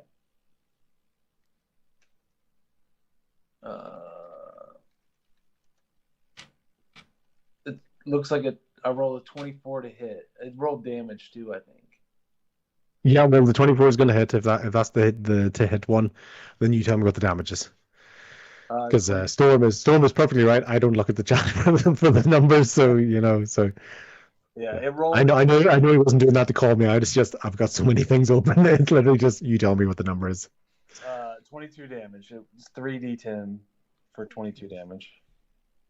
Right, and basically, if this clown at the moment can see those cartoon flowers, not flowers, birds, like swinging around his head, as he's just taking so much damage from yourself, and he is struggling on his feet at this moment in time. Anything else you want to do? Nope. Any bonus actions or any sort of support actions or anything? Claude, what's your health at? I'm sitting pretty good. I've only taken 7 damage, so I'm 59. Yeah, I'm good. Okay, cool. And we're gonna go with we're now gonna go to Tommy. Tommy, you're up. Oh, you're muted, or I DM, can't yeah, hear you. sorry, I was muted. sorry. I was just wondering, would the bear at all have taken a turn, possibly like being aggressive towards the crowd to like back up someone's statements of the bear wanting to kill everything? You get the feeling that if the bear was to perform actions, that they would be happening after your turn. Darn. What did the bear do last turn? I forget. He was freed. Oh. So he basically didn't get an action that turn. He enjoyed his freedom. Yeah, he's I'm going to use enjoy freedom. It lasts 17 turns. I believe that's a free action. Okay. All right. Then Tommy is going to. Tommy's going to move 15 feet, and I'm going to use 2. I'm going to use Thunder Wave at 2nd level. It's basically a 15-foot cube, but I'm really only directing it at the guy with the blades. He has to make a con save of 11. 15-foot cube. Yeah, but you could. Can you see that? Yeah, let's. You can center it somewhere else. I'm just showing what 15 feet cube looks like. Yeah, I'm gonna turn it to the left so it does. I don't want it to hit Tuggles and the cat. Tiger. Yeah, the tiger. Okay, so like there. Yeah, that looks nice. Something like that. Yep. Okay. I'm good with that. So he has to make a con save. And okay. Con save. 7. Okay. Con was 11, so he is going to take. Yep. Shoot, where's D8s. I imagine he's getting knocked on his ass, is he? So What a grifter that Tommy is. yeah, so he's gonna take, because I casted a second level, he's gonna take 3d8 worth of damage, and he's gonna be pushed 10 feet away from me.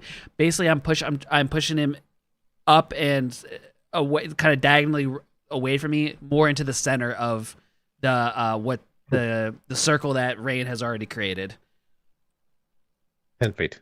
Yep. Okay. Yeah, cool. I'm basically trying to. Does he stay upright or does he go prone? No, he stays upright. It's just Stays upright. Okay. Yep. Cool. And then damage. That's 10 damage. So basically Tommy runs up, and it's kind of like a thunderous audible wave coming out of him. But because Rain's cloud is so loud already, it kind of is just you just see Tommy being like, and it's like, you get away, but like no one can really hear it over the already loudness. So you just basically see Tommy, from anyone if they're looking at him, looks like he's mouthing something, and then that guy basically gets pushed 10 feet away from him. Nice, fantastic. And then I'm going. There's no. Sorry, just to confirm, Tommy. Rain, is there any sort of disadvantage to anybody aiming into? I don't think this is going to really affect this one, but just more for future, because like Tommy obviously does with pistols and stuff. Do you know if there's any sort of disadvantage to someone aiming at someone who's in the storm? It doesn't mention that. Okay, cool. That's fine. Cool. Yeah, Tommy. And then I'm going to bonus action.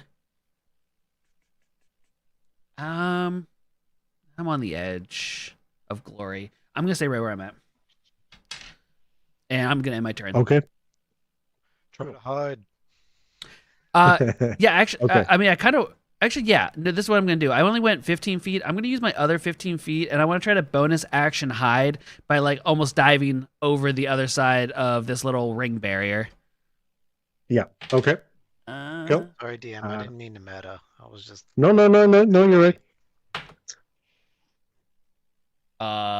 Wait, what is it? Is it stealth? That's only an 8. Yes. Okay. Cool. Nobody saw well- you do it. So I kind of like straddle the wall. I'm not quite over it, but I just kind of like put my foot up on it and then just landed, and I'm kind of straddling it. That's okay.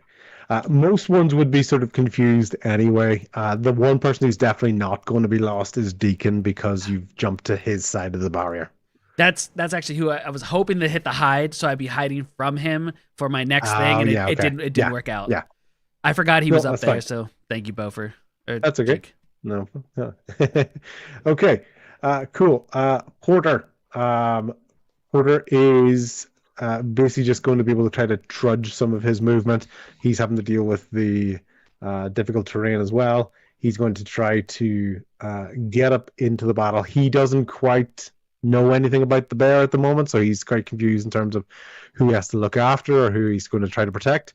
So he's going to basically use his action or use his movement to get there. He's going to try an animal handling check on the bear to see if, because he thinks it might need to be relaxed. He only gets an 8 on that, so that's not going to work. We're going to say with the storm and everything, doesn't quite carry very well towards the bear, so that is his action at the moment. But the bear is now ready to act. And the strongman still isn't, and this bear in particular saw the strongman not only run away from him, but strike Tuggles in the back.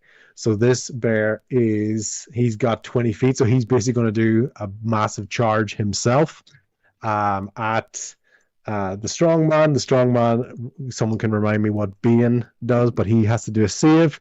It's a terrible throw because there's no way Bean's going to make any difference to that. So he's going to charge at the strongman. He's going to pin him down, and he's going to take a massive swipe at him as he's pinned him down as well. So he's going to hit him for 13 points of damage. So a really big hit on that, on the strongman as he's on the ground. I think with Bane, it says the target must roll a d4 and subtract the number rolled from the attack or saving throw roll. Yeah, I rolled a 4 anyway. So and another -1. So there you go. 3. I was gonna say if he gets a 4, does he just not exist anymore? Just like poof. Just run. The bear just runs through him and just yeah. So pinned him down, slashed at him, and like roaring in his face. So he's got him pinned onto the ground.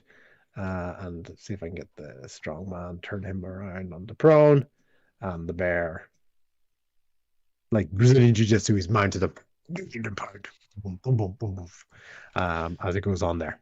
Okay, cool. As it's going through, see what's happening here. Rian, I'm going to ask you to do a dexterity saving throw, please. Oh boy. 8. Okay. Right. As you're watching everything happening from this, you hear a swoosh through the air above you. Okay? As all of a sudden, a trapeze artist flies through the air and basically performs a death drop straight down on top of you. So Okay, yeah. Can I use something strangely? Can I use my reaction of feather fall to make his fall from the trapeze not be a death drop? So what I rolled as well, okay, put it this way. I'm going to let you do an investigation throw, okay? Because you heard the sound, but you didn't see anything. You're rolling against the stealth roll that I just did.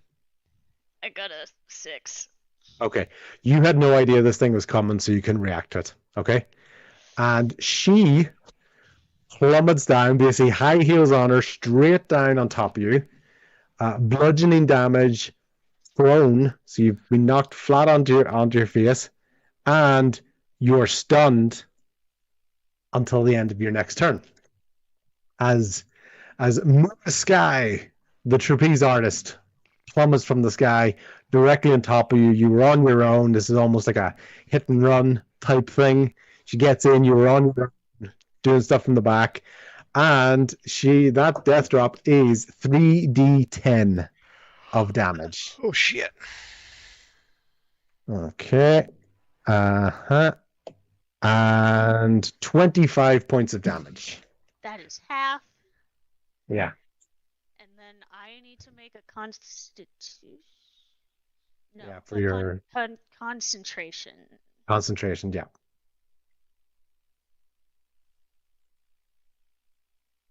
Which one is that? It's just a normal D20. It's just a normal D20 and you gotta get 10. Yeah.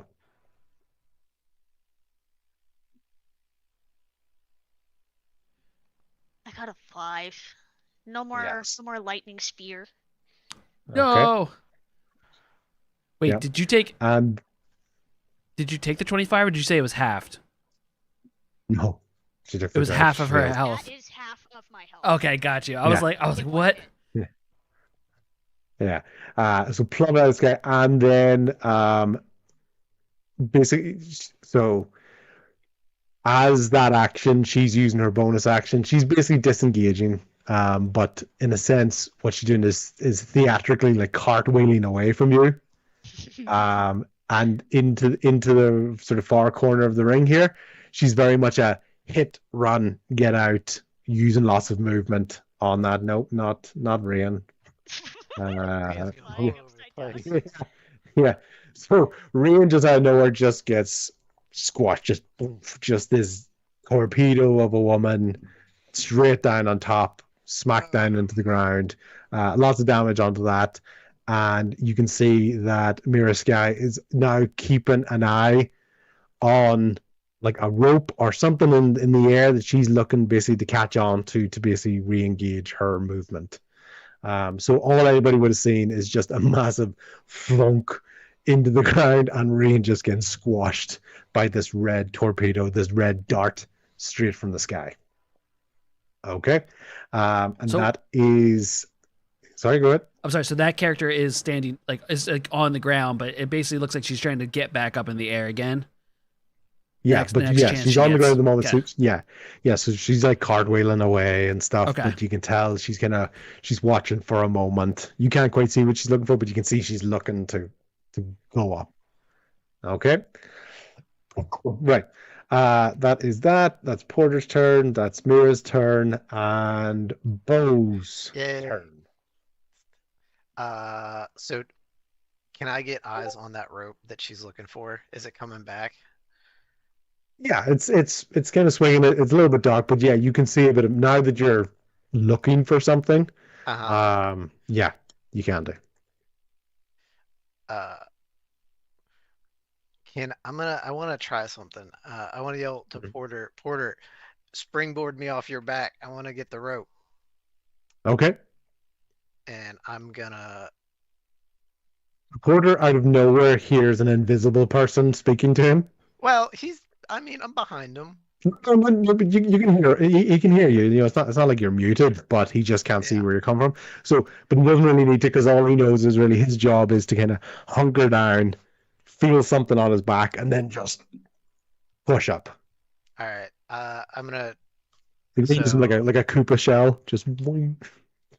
Yeah, would you say this is like my full action then? Like, is my action to...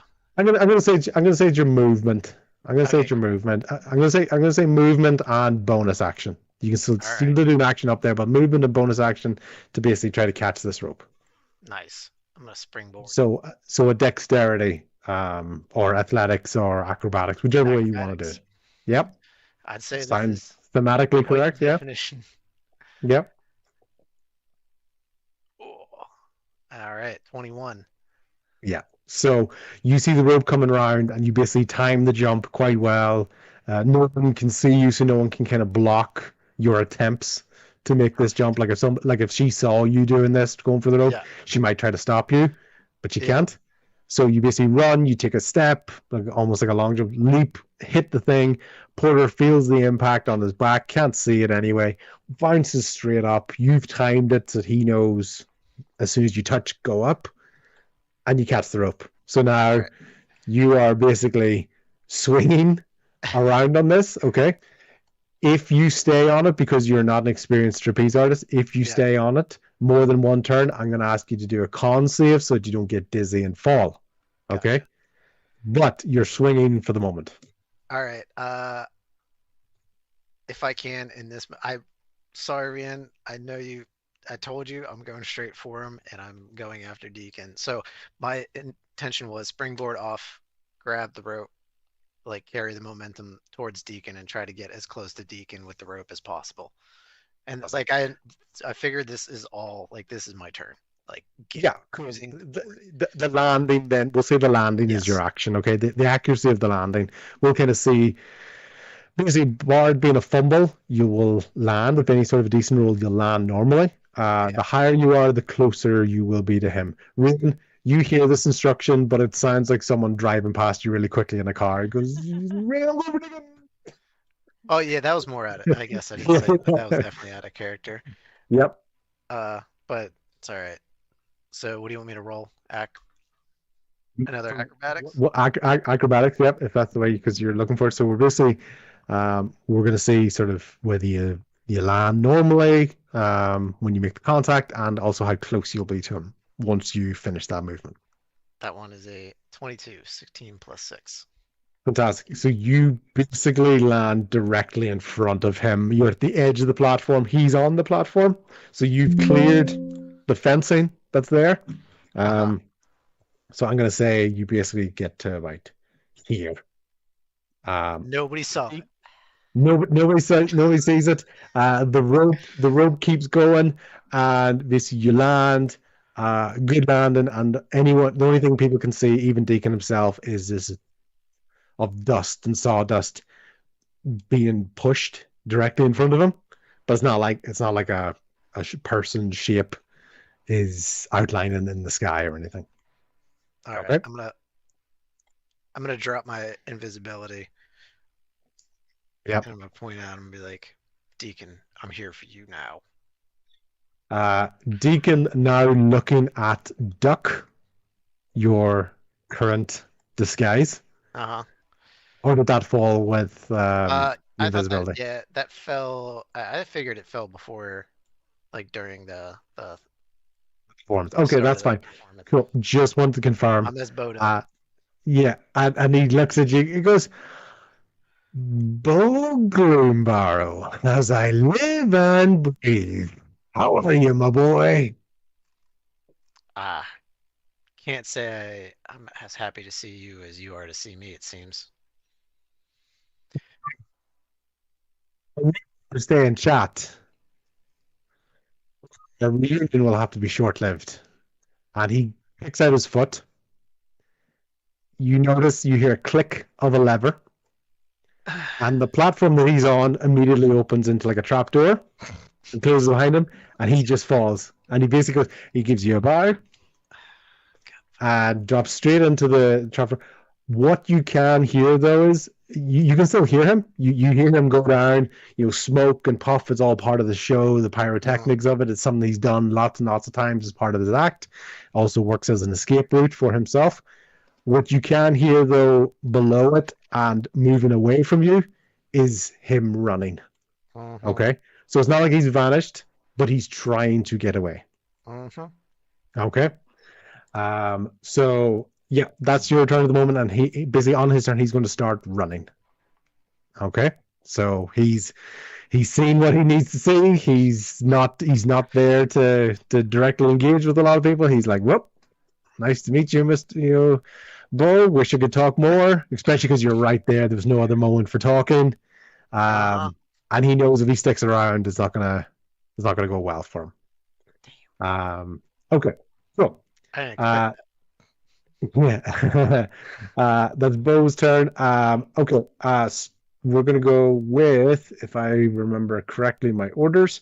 The knife thrower. Knife thrower has basically decided that Tommy is the guy that he needs to be stabbing over and over again. He's taking a massive thunder wave from him. He sees the Deacon's gone as far as he's concerned. He goes, "You mess with my family, I'm coming for you." And he coughs out of rage. He's blowing poison. Yeah. And so he is basically going to make that there. He's going to do half his move. He's going to leap over the barrier, and he's going to be looking at you. And out of his backpack, another 3 knives come, and he goes 3 knives right at you from quite close. That is okay, a 25, 26, and a 16. They all hit. They all hit. Okay, fantastic. No ricochets on this one. You were the sole target of this potential attack. So it is the D8. 6, 3, 9, 5, 14, plus another 9. 23 points of damage as you basically take 3 daggers from close range. Yeah, it's never good when the DM starts to do math. Oh no. Yeah. When he's counting too high, it gets bad. Yeah. Okay, 23 points of damage for that. And you that's his. Oh. Wait, I don't think this will help me. No. Nope. Okay. I got nothing. Take it. Okay. That's that. That is the knife thrower's turn. Strongman is going to try to bench press a bear. He's not going to be able to successfully bench press a bear. So he is still pinned on the ground, and that is his turn wasted. With that, and I think we're back to Rian now. Oh boy. Rian, you were stunned. So we're not actually back to you.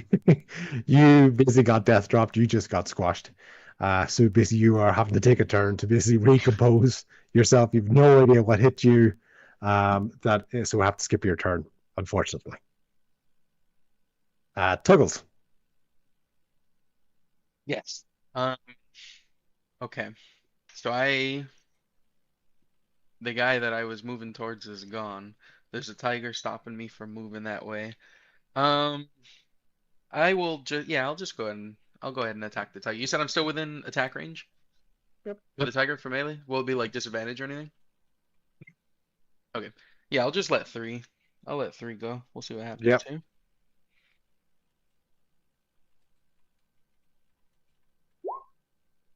An 11 for the first one. Yeah, 13 for the second one. And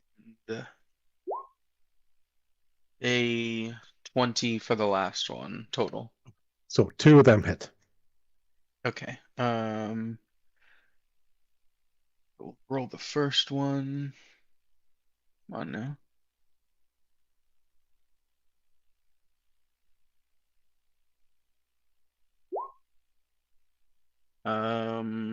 That is an 11 for the first one.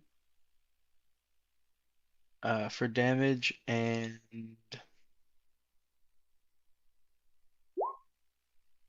one for the second one for damage. Yeah. So 12. Yep. Yeah, total. Okay, fantastic.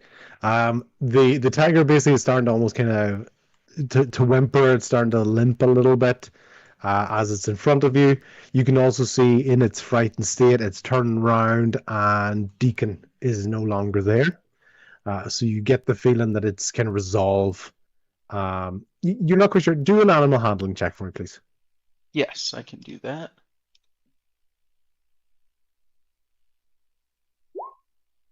Uh, 22. Cool. What you thought with that high roll, what you thought was the tiger protecting him for loyalty, seems now to dissipate, and it actually was protecting him out of fear. Mm-hmm. So when you see this animal, you start to see other scars and other little marks like whip marks on it, and other sort of old sort of healed damage on the tiger. Basically trying to hide it with things like the little bow tie and the little top hat that it has, kind of covering these other things. You now get the feeling, especially when you've taken these extra hits on it, its resolve is very much sort of going away, especially now when what you can now see from its perspective was the threat of Deacon behind it, not the love of an owner.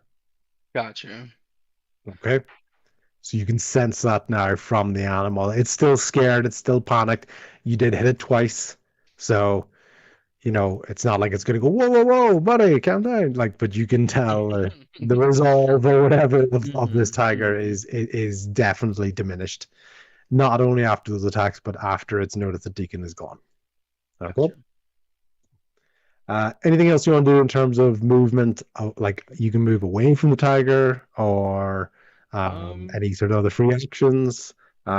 You've turned around and you've seen a bear behind you that's pinned down on top of a strongman. And as you turn around towards the bear and see it, you see coming through the curtain after all the kerfuffle. You see the man who was at the strongman challenge that you took part in earlier on, the man with the eye patch. Mm-hmm. Okay, and you see him burst through the curtain, and he goes, "My boy!" And that's the sort of the last sort of bit of information you get in this quick period of time. Gotcha. So you've hit the tiger, you've seen where the bear is, and you've heard just out of the curtain going, "My." Can I move? Yeah, I'll move 10 up to the strong man and kind of. He's currently pinned down by the bear. Yes. Can I don't know if I have the reserve if it would be a free action, but I want to kind of just like hold my axe up to his throat in a I'm not like you're not gonna be killed right now. Just kind of stop resisting, kind of way, and hope that the bear takes the hint also to like not. Yeah, I'm fine for that being a free action. However, to do that, the tiger, Yeah. once again, Oh, yeah. instinctively acting fear, is going to take an opportunity strike. Yeah, that's fine. Right. He does slash at you. He does scrab at the back of your leg. Just out of that, and you're going to take 7 points of damage. Okay. Yeah. So the tiger sees this threat that has already hit him twice, slashes at the back of his leg, doesn't quite know what to do, and you just are continuing to kind of walk away from it and are holding the strong man basically hostage on the ground. He's not only been pinned by a bear, he's been held by your neck. Are you trying to get the bear to get off him? Is that what you're trying to do? Ideally, No. I would like him to keep him, but not like continue Yeah. to eat his face. Okay, cool. So he's just pinning him down. He's probably more pinned him down almost out of fear. Like the body is over him, but he's not like leaning on top of him. He's not eating his face. He's not scratching at him, that sort of stuff. He's almost like roaring in his face. And with that, the little bits of spit that you can see coming from his mouth as he's roaring is ending up on your battle axe and onto the strong man's face. That's how powerful and passionate and close range this roar is happening from you. Nice. Okay. I don't know. The statement Tommy made about the bear is looking more and more accurate. I'm just saying, people are all like, "Whoa, crazy idea." I don't know. Yeah. There's a big bear on somebody. Cool. Anything else you want to do? Nope, that's it. Okay. Is Claude there? Because I can just see the wee icon. Yeah, cool. Just making sure. I didn't want to spot in case you were AFK. Okay, Claude.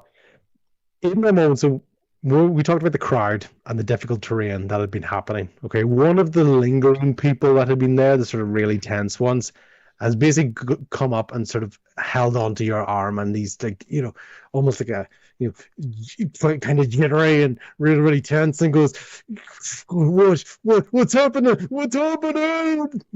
And you can kind of see this last third of people sort of converging on sort of the rest of the party that are still in the middle of this center ring at the moment. What would you do to try to convince him to basically let go of your arm so that you can do the rest of your turn?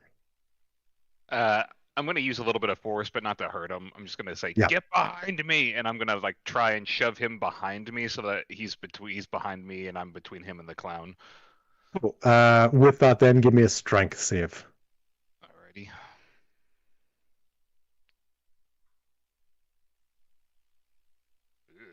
That's going to be a 9. Yeah. So as you try to, he basically is still holding on. You're trying to fling him away, but he's still holding on to your arm at this moment in time. Okay. You could still do an action. It'll be at disadvantage.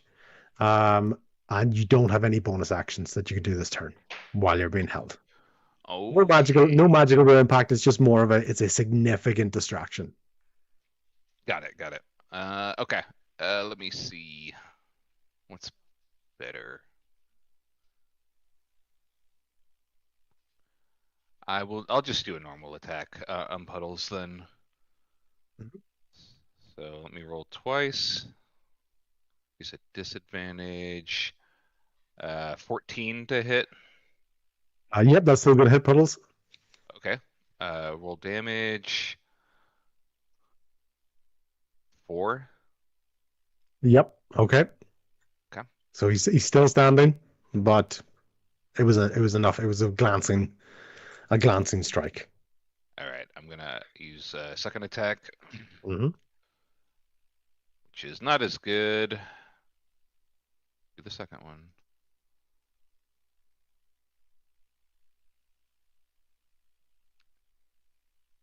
Why is everything broken today? I believe that's just a 7 to hit. Okay, that's not gonna hit. I say that every morning. Okay. Anything else on your no turn? bonus action, right? So No bonus action. I'll just use a free action to shout to anybody that's around, "Get away from the ring!" And that'll be it. Yeah. Okay. Cool. get away from the ring. That's fine. Right. So Deacon's gone, or at least he's not visible in this area. But you have heard him running off in the background. It's not like he's vanished into thin air. Knife thrower gone. Tiger's still there. Tiger's turn, actually. Knife thrower's there. Wait, is the knife thrower Yep, still? the knife thrower's there. He's just underneath Bo at the moment. Oh, so Because he just triple hit Tommy, and I'm No. pissed. yeah, no, sorry, he's still there, but his turn's done. Oh, Is gotcha. what I meant. Ah. Yeah, sorry, his turn is done. Tiger did a basically a check. Tuggles, you walking away from it has confused it. And it's scared and it doesn't really know what to do. So it is basically it's looking around, it's seeing a lot of chaos around, it's getting quite scared. It's basically running off. Okay. Tommy, briefly, you think you see a tiger running straight at you. But then it cuts off and clears the barrier and is gone. Okay. Tommy peed himself a little. Yeah, a little bit. Okay, cool. And that is that. And we are now on to we're on to no, we're on to Tell next, and then Mira. Ooh, Tell. Okay. So I'm just gonna do a regular swing on Puddles. Regular swing of the mace. Yep. I haven't done a regular attack in a long time. Forgot how to do it. Swing away. Okay, there we go. Actions. Got it. 21 Yep. to hit. Squeaky toys getting destroyed. Sorry. That's the sound my when bowl. Puddles gets hit. Oh, my nose. 8 damage. 8 damage. Okay, bang. So how do you want to do it with Puddles? How do you want to do this with Puddles? I was praying it was me. Yeah. So I want to do a super swing because I know he was super low. So I want to swing my mace up in the air like I'm getting ready to hit him so hard. And then I just come down and give him a light bonk to stun him. Just a quick bonk in the head, and then I kick him over like King Leonidas. Nice. Okay, so basically, Puddles hits the ground, and all you can hear is as he hits the ground, and the big shoes begin to kind of deflate. But as you're watching there for a second, you can see there's actually a little bit of a struggle with him, and he goes, and he begins to creepily sit up for a moment. Uh-oh. But you get the feeling he didn't quite get the energy that he needed to be able to have an encore of a moment, and he falls back onto the ground, and he's out. So Oh I my. thought we were going to this phase of the boss fight. I thought the same thing. I'm like, oh my god, we're in a Souls game. Holy shit. So Not there. Puddles is out. Yep. Anything else you want to do in terms of movement or Where's Ryan? actions? I'm gonna get. You didn't see her come out of the bleachers. And when you take a look now, the crowd has started to dissipate. You can see that she is basically flat on her face in the bleachers. I'm gonna walk close to her.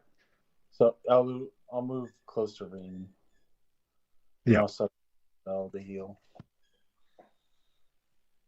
Next round. But I'm Okay. done. You don't have any bonus actions or anything? Or spells that act as a bonus action? No, I don't have anything. Okay, cool. That's fine. Right. Okay, and next up Yep. I could healing word. Yep. Actually, There it is. let me make sure it's not concentration though. Don't think healing word is concentration because it's more like it's like a particular Instantaneous. action. Yeah, it's the thing you're doing, not something you're maintaining.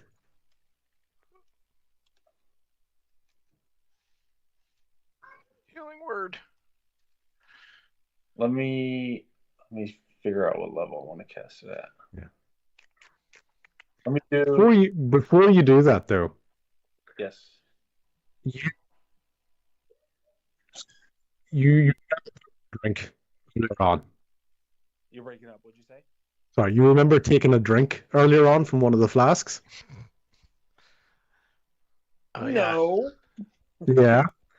And because of that, you've got this overwhelming sensation that the person that you were going to aim a bonus action towards, a helpful support action, just is insanely irritating to you at this moment in time. Okay? So what in that moment would have insanely irritated Tal about Rian? Describe. What do you think? What? Say it one more time. Yeah. So what would Tal find extremely irritating about Rian?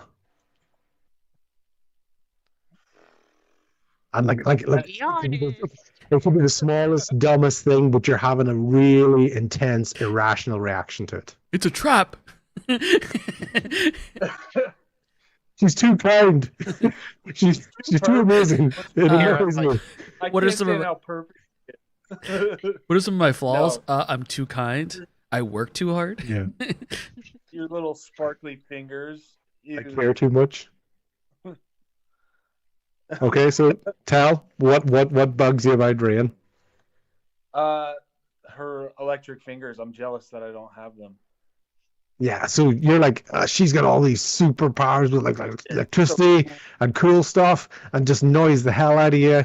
And you basically going to roll a wisdom saving throw to see whether you actually bother to use healing word on Rian, despite how annoying you find her at this moment in time. Here, I thought you were helping by asking if he had bonus actions for spells. No, he was just baiting them. No, just setting you up. Oh, sorry? 14. Okay. Despite how jealous you are of her electric fingers and her electric power, you do actually decide to use healing word on Rian. Okay. Yeah. I do the second level. Okay. And then I'm going to heal, let's see, 13 points of damage. Holy cow. Okay, fantastic. Cool. So while that's happening, Hell, is there anything else you want to do? And this is not a trap this time. This time.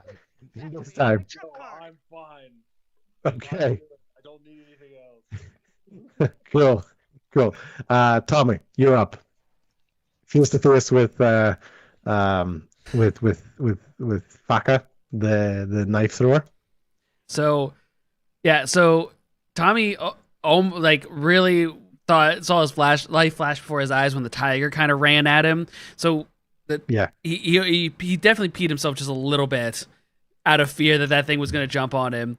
But when he saw it going back, he faces back towards the knife thrower. Definitely two of the knives grazed his legs pretty deep, and he has one knife sticking out of his shoulder. So he's so pissed at this dude. Most of it is one that he got hit and it freaking hurts, but the fact that he throws his knives better than Tommy shoots his gun is really pissing. It really pissed him off. Also, I missed something. I know. Did Claude have an effect happen to him by being close to the ring edge? Because he yelled, "Watch out for the ring!" And I know Tommy's right on top of the edge of the ring. Is there something that I missed there? No, I was just shouting to the civilians to try and get away from them. Okay, I thought I heard you like rolling for something, but I missed what the initial part was. I was like, wait, is the actual edge of the ring like doing something to Claude? Because I'm straddling the edge of the ring, which means it's gonna do something to me. Electric fence. I had no idea what it was. So all right, then Tommy is going to run up to the guy that's throwing the swords, and I'm just gonna I'm just gonna swing at him with my rapier. Okay. But so I'm just angry, and I just you can see the anger on Tommy's face as I sprint towards this guy. Yeah. That's gonna be a 16 to hit. Okay, that hits. Hey, finally. Because it wasn't my pistol. That's gonna be 9. So Tommy goes up and definitely like is trying to straight stab it into the guy's stomach. Cool. As you do that, basically does make quite a bit of an impact. You don't hear anything from him, but you do hear a woman scream from behind you as she screams, "Joey!" And you can tell it's coming basically from the direction of Mira. Mira's the trapeze girl. Yes. Okay. Tommy's not even aware of her at all. Yeah, It's just a yell behind me because I didn't see her drop on Rain. I didn't see any of that because you just hear that in the background. It's in response to what you did. Yeah. You might not necessarily think of a connection with yourself, but there's so much chaos going on with all people running and everything. Yeah, exactly. I have no clue that it was even towards me. Yeah. Okay. And I'm gonna stay right there. I want to take away his. Basically, I'm gonna force him to have to move away from me if he wants to use his knife throwing, his distant weapon. So yeah, I'm gonna stay up in his face. Okay, cool. Porter is basically going to take this moment, seeing that you got hit, and he is going to basically barrel roll charge through the barrier into the knife guy. Yeah. So no real weapons. Like he's the weapon in that. He's got more than 20 feet for a charge on that. I'm the juggernaut. And he's gonna hit that at 17, and he's just going to plow straight through. So as soon as you hit with the rapier, all of a sudden just this green brown train just clears through the barrier. There's shattering of the wood straight through to the knife thrower. The knife thrower is clearly prone, basically being squashed underneath Porter. And Porter looks up and you goes, "Get Deacon." For Deacon? Sorry, get Deacon. Oh, get Deacon. Okay. Porter's going to do that. He's going, "Get Deacon." Okay. Yeah. And that's basically what's going to happen with his turn. Mira, in her moment, is looking for the rope that's in the sky. It's not near her at the moment. So she is basically going to try to very quickly. She's going to try to dash over to the back of Tommy. But you can tell she doesn't care about Tommy. She's not looking to attack. She's dashed, so she can't do anything when she's there. Oh, okay. So basically, for anyone who's like, she's concerned about the guy who just got hit by the turtle train. That happened there. So yeah. I missed you saying dash, and I was like, how does she have that much movement? Good lord. She has legendary actions. Look out. Yeah.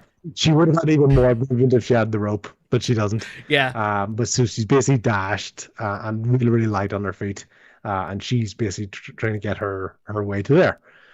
Porter's done his part. Bo, you're up. Well, Bo was rethinking about what he was going to do. He wasn't sure if he was going to go after Deacon or not because, I mean, one thing set heavy with Deacon was like telling his, the circus folk that they attacked our family, and got Bo thinking about whether what he was doing was too selfish or not. But after seeing Porter squish him and steamroll the guy, everybody get it under control, I think Bo's gonna try to he's gonna look at Porter, give him a thumbs up, and I'm gonna I'm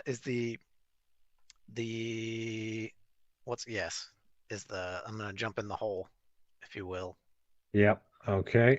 So let me get this. You see that? Okay. Yeah. Okay. Bo, you are chasing down Deacon. Yes. Okay. I'm gonna have to do so it's a couple different checks that you're against each other on this moment in time. Sounds Okay. good. And this is going to confirm whether you gain on him, or you lose him, or whatever happens towards the Gotta end is going to chase be him based on with- this. Exactly. I need Okay. Happy. Where's he at? So, first thing we need you to do is you've basically ran through. Did you try to go through the trapdoor? Did you go through the curtains? What did you try to do? I was gonna follow through the trapdoor. So you had to get through the smoke. You had to see the lever. Thankfully, you saw him kind of kick out the lever. You kind of know Deacon's tricks. Yeah. So you're I was able to get reading down one. quite quickly. You've had to gain your bearings as you've dropped down into a dark area that you're not familiar with at the moment. Not pitch black, but a dark area. I'm going to ask you to do a perception or investigation to see if you can figure out general direction that he went or how you would progress from here. How about a survival, since it's like tracking, follow tracks That's fine. Yep. or a trail? That's for Bo. Yep, absolutely, because that's what you're doing. You're trying to pick up his trail. Okay, that was an 11, but if it's survival, would be an 18. You tell me if it's survival or not. Because what you roll tells me what sort of answer to give you. So, do you want the 18, or do you want to roll play a lower number? Well, I dropped down and I'm trying to see if I can see where he went. So I would say it's trying to follow tracks or find. That's fine. That's fine. Don't worry. We'll I'm find a not. trail. Yeah, don't worry. I'm not asking you to convince me. It's just more of a okay. See what you think. Yeah. So you've picked up. So basically, you see his big heavy footprints because he dropped from the platform area into a mudded area onto the ground, and it's a little bit dry because it wasn't exposed to the elements. But you can see the weight of his foot, and you can see some of the mud prints of where his foot dropped down and where he started to run out towards. When you look out into this area, you can see that this is basically like the stage hand area behind the stage. So the public generally don't see this area. So circus performers, caravans, etc., as they're going along, and you see Deacon making a run for it, and you can tell that in a couple of turns' time, there is a saddled horse at the end of this runway. Yeah. Okay. He seems like he's very clearly making his way towards it. It's a little bit thicker than that picture gives, but it's a relatively narrow path. As you can imagine, these areas are quite tight because any space that's taken up by this can't be filled with customers, so it's very tight. There's barriers. There's a very thin path you're trying to get through. Okay, Yes. so you've picked up his trail, and you can sense where he's going. It's a good roll, especially with 18. You can see where he's went, so you can start running. And as you can imagine, he's dashing and going to try to inhibit your movement, and you're basically trying to run after him as well. Okay. Anybody else in this moment, seeing where Bo went, anybody else want to join this chase? It'll tell me about the counters, and it'll give me an idea of how many sort of turns into the process you join. So, Tommy, do you want to join? Yeah, after seeing that Porter plow the guy over, Tommy and Porter basically giving him the instructions to. If you want, I'll use my bonus action as a disengage because I'm kind of beside technically two enemies with the girl ran up on me and the guy. So I'll bonus action disengage and then use my movement to follow down the. I would follow down the trapdoor as well. Well, you follow down there, and you're basically following where Boduk is. So Bo's there, and you're creeping up behind him. Bo, Tommy, you know you know why you're here. Tommy has followed you for support as far as you're concerned, and that's where we're going. Is anyone else going to try to engage with this? Rian's focus on the trapeze artist. Yeah, that's fine. You're engaged there. Tal is with Rian. Claude, Tal, what are you guys thinking? Are you more engaged on Tuggles? Are you more concerned with what's happening in the ring, or by chasing down Deacon? I'm gonna stay in the ring and help out in the ring. So. Okay, cool. Tuggles? Yeah. I wouldn't be opposed to joining. I don't know if I really saw, like, I'll leave that up to you if I saw where they went, if I can follow them down there. I think the Bears got the Strongmen, but I also don't remember how far I am from the whole Yeah. if that's feasible for me to like join in on that, you know. So if you're going to join in, it's going to be the next one. Okay. If you pass an investigation, otherwise it's going to take you a little bit longer to find out where they went. So you instead of Gotcha. joining in on turn 2, you're going to join in turn 3. Okay. So Yeah, I'll do give an it a go. investigation for me. Yeah. Investigation +1. Wonderful. That is going to be 5. Yeah. So if you just know the general direction that Deacon went because you know where you were going when you last saw Deacon. So you have a general idea, but Gotcha. it's going to be turn 3 at least before you basically end up where, as you can see on the screen, where Bo and Tommy are currently. Yeah. Gotcha. Okay. Cool. Right. Claude. Yeah. So did I see Boduk and Tommy both go down there? Yes. Okay, cool. So knowing that Boduk has backup from Sure Hit Tommy, I'll make sure. Sorry, what'd you say? Try and clear this room. What? Sorry. Just make sure to clear this room before chasing after them, so we don't have anybody on our backs. Okay. Cool. So for the moment, we're basically going to have it that Boduk, Tommy, and eventually Tuggles will be part of this chase down. Tuggles, I'm just putting you on the screen at the moment, but you will join in later on. Gotcha. Okay. So first thing, so he is not there. Tommy's trying to get to the horse. We got to stop him. So first thing he's going to do, don't worry too much. We're going to do this as turns rather than distances. Okay. So first thing along this narrow path, Deacon is going to run up this way, and as he's running past, he's going to try to pull some barrels down behind him just to kind of block the path and create a little bit of difficult terrain with yourselves. So, and with his head start, he's going to be here. So, boop, boop, boop. Okay. So, any sort of a plan or what you want to do? Yeah, I'm going to. So, when was it? I think it was my last bard level up. I got, I could acquire 2 spells that weren't of bard class. Yep. And one of them I picked up was Hunger of Hadar, which is you open up a gateway to the far realm, a region infested with unspeakable horrors in a 20-foot radius. Sphere of darkness appears, centered at a point within range and lasting for the duration. The sphere is difficult terrain, and it is filled with strange whispers and slurping noises, which can be heard up to 30 feet away. No light, magical or otherwise, can illuminate the area. So basically, I'm going to put that. I'm going to try to Put him off. Yeah, I'm going to try to basically slow his with whatever action I can. Perfect. Excellent. And that's absolutely doing the case. He's going to have to try to get around that somehow. And even as he's sort of moving away from that, you can kind of hear him going to somebody you can't see at the moment, who you can't see. They're on the screen, but you can't see them at the moment. Okay? I'm not going to let you get away, Deacon. He's going to have to try to get around that. Okay. Bo, and I imagine a bit of movement as well to go after him. Yep. Yeah, I don't know. I mean, I would like to cast that and try to catch up to him.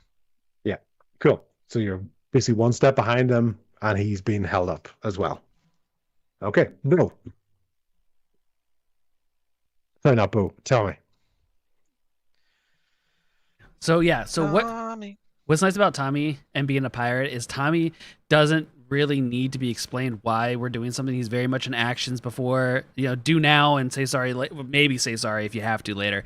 But so you're on my crew. If you're going after someone, Tommy's fine with going after whatever that person is, regardless of what it is. So Tommy's so down to stop this guy. I'm definitely gonna. I need permission to move my character, but I'm gonna move 30 feet. And Tommy saw Bo do this crazy ass spell to try and slow him down. So Tommy's also gonna attempt to throw.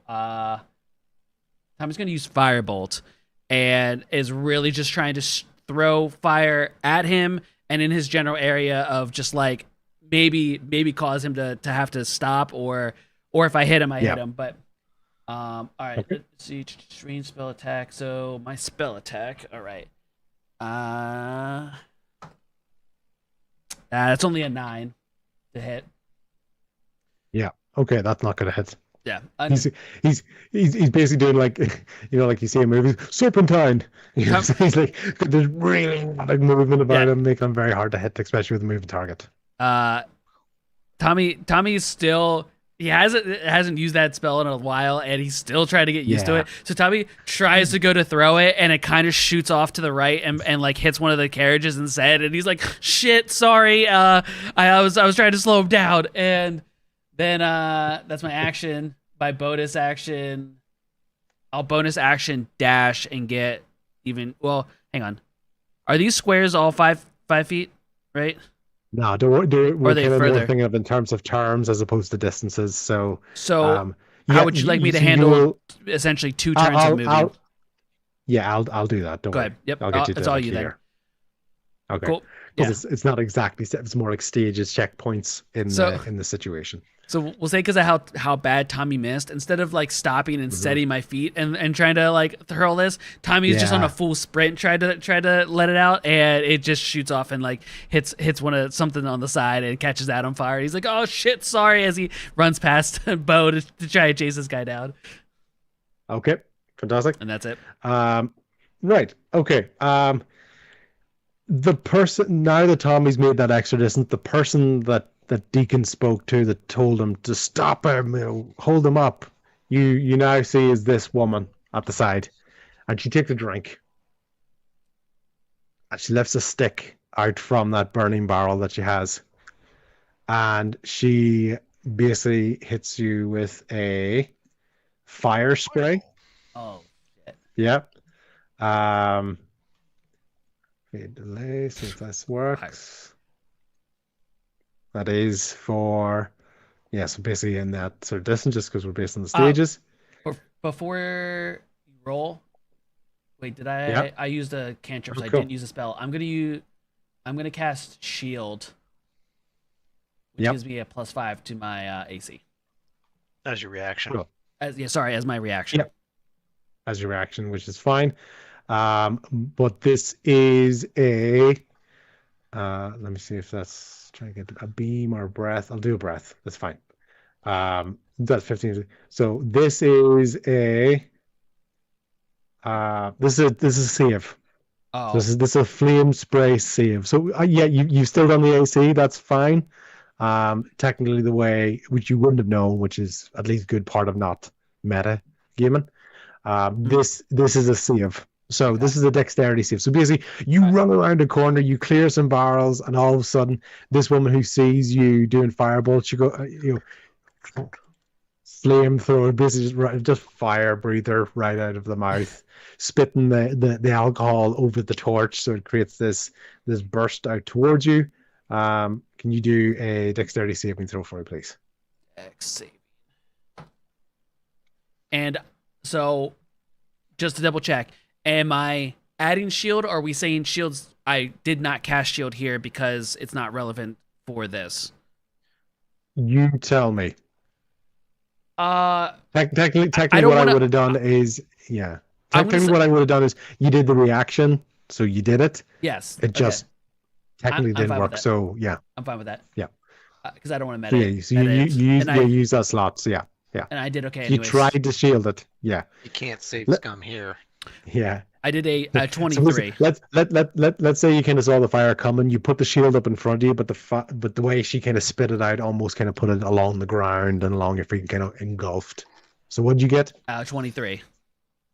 23. So you did save, and that would have been 9 points of damage, but halved and rolled up, so it's 5 points of damage. So basically, catching fire, and she goes, "Yeah, this is how you handle a flame, boy." You know, real rough. It's a very hoarse voice, obviously, you can imagine, with drinking hard alcohol and blowing fire out of it. So you take 5 points of damage, and basically as the ground around you gets engulfed in a bit of flame, and it's like your shoes and your legs are basically what's kind of getting burnt. in this, so it's not a huge roll, but you're basically getting burnt with that. Okay, cool. That is that.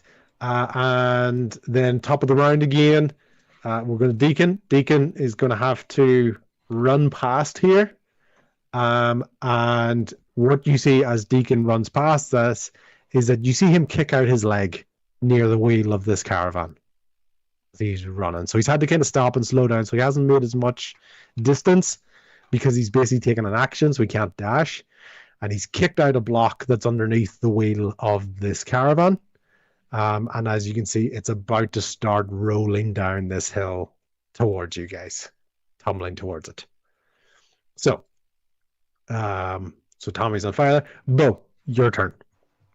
So are we treating this kind of like combat where we have an action, or is it just kind of like? Yeah, kind of, you know. All right. Cool.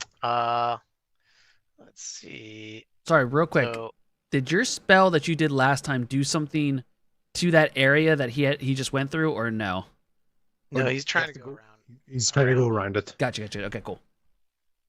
So that in conjunction with trying to, okay, so he can't make his way straight for the horse, so he's now taking an action to try to slow you guys down.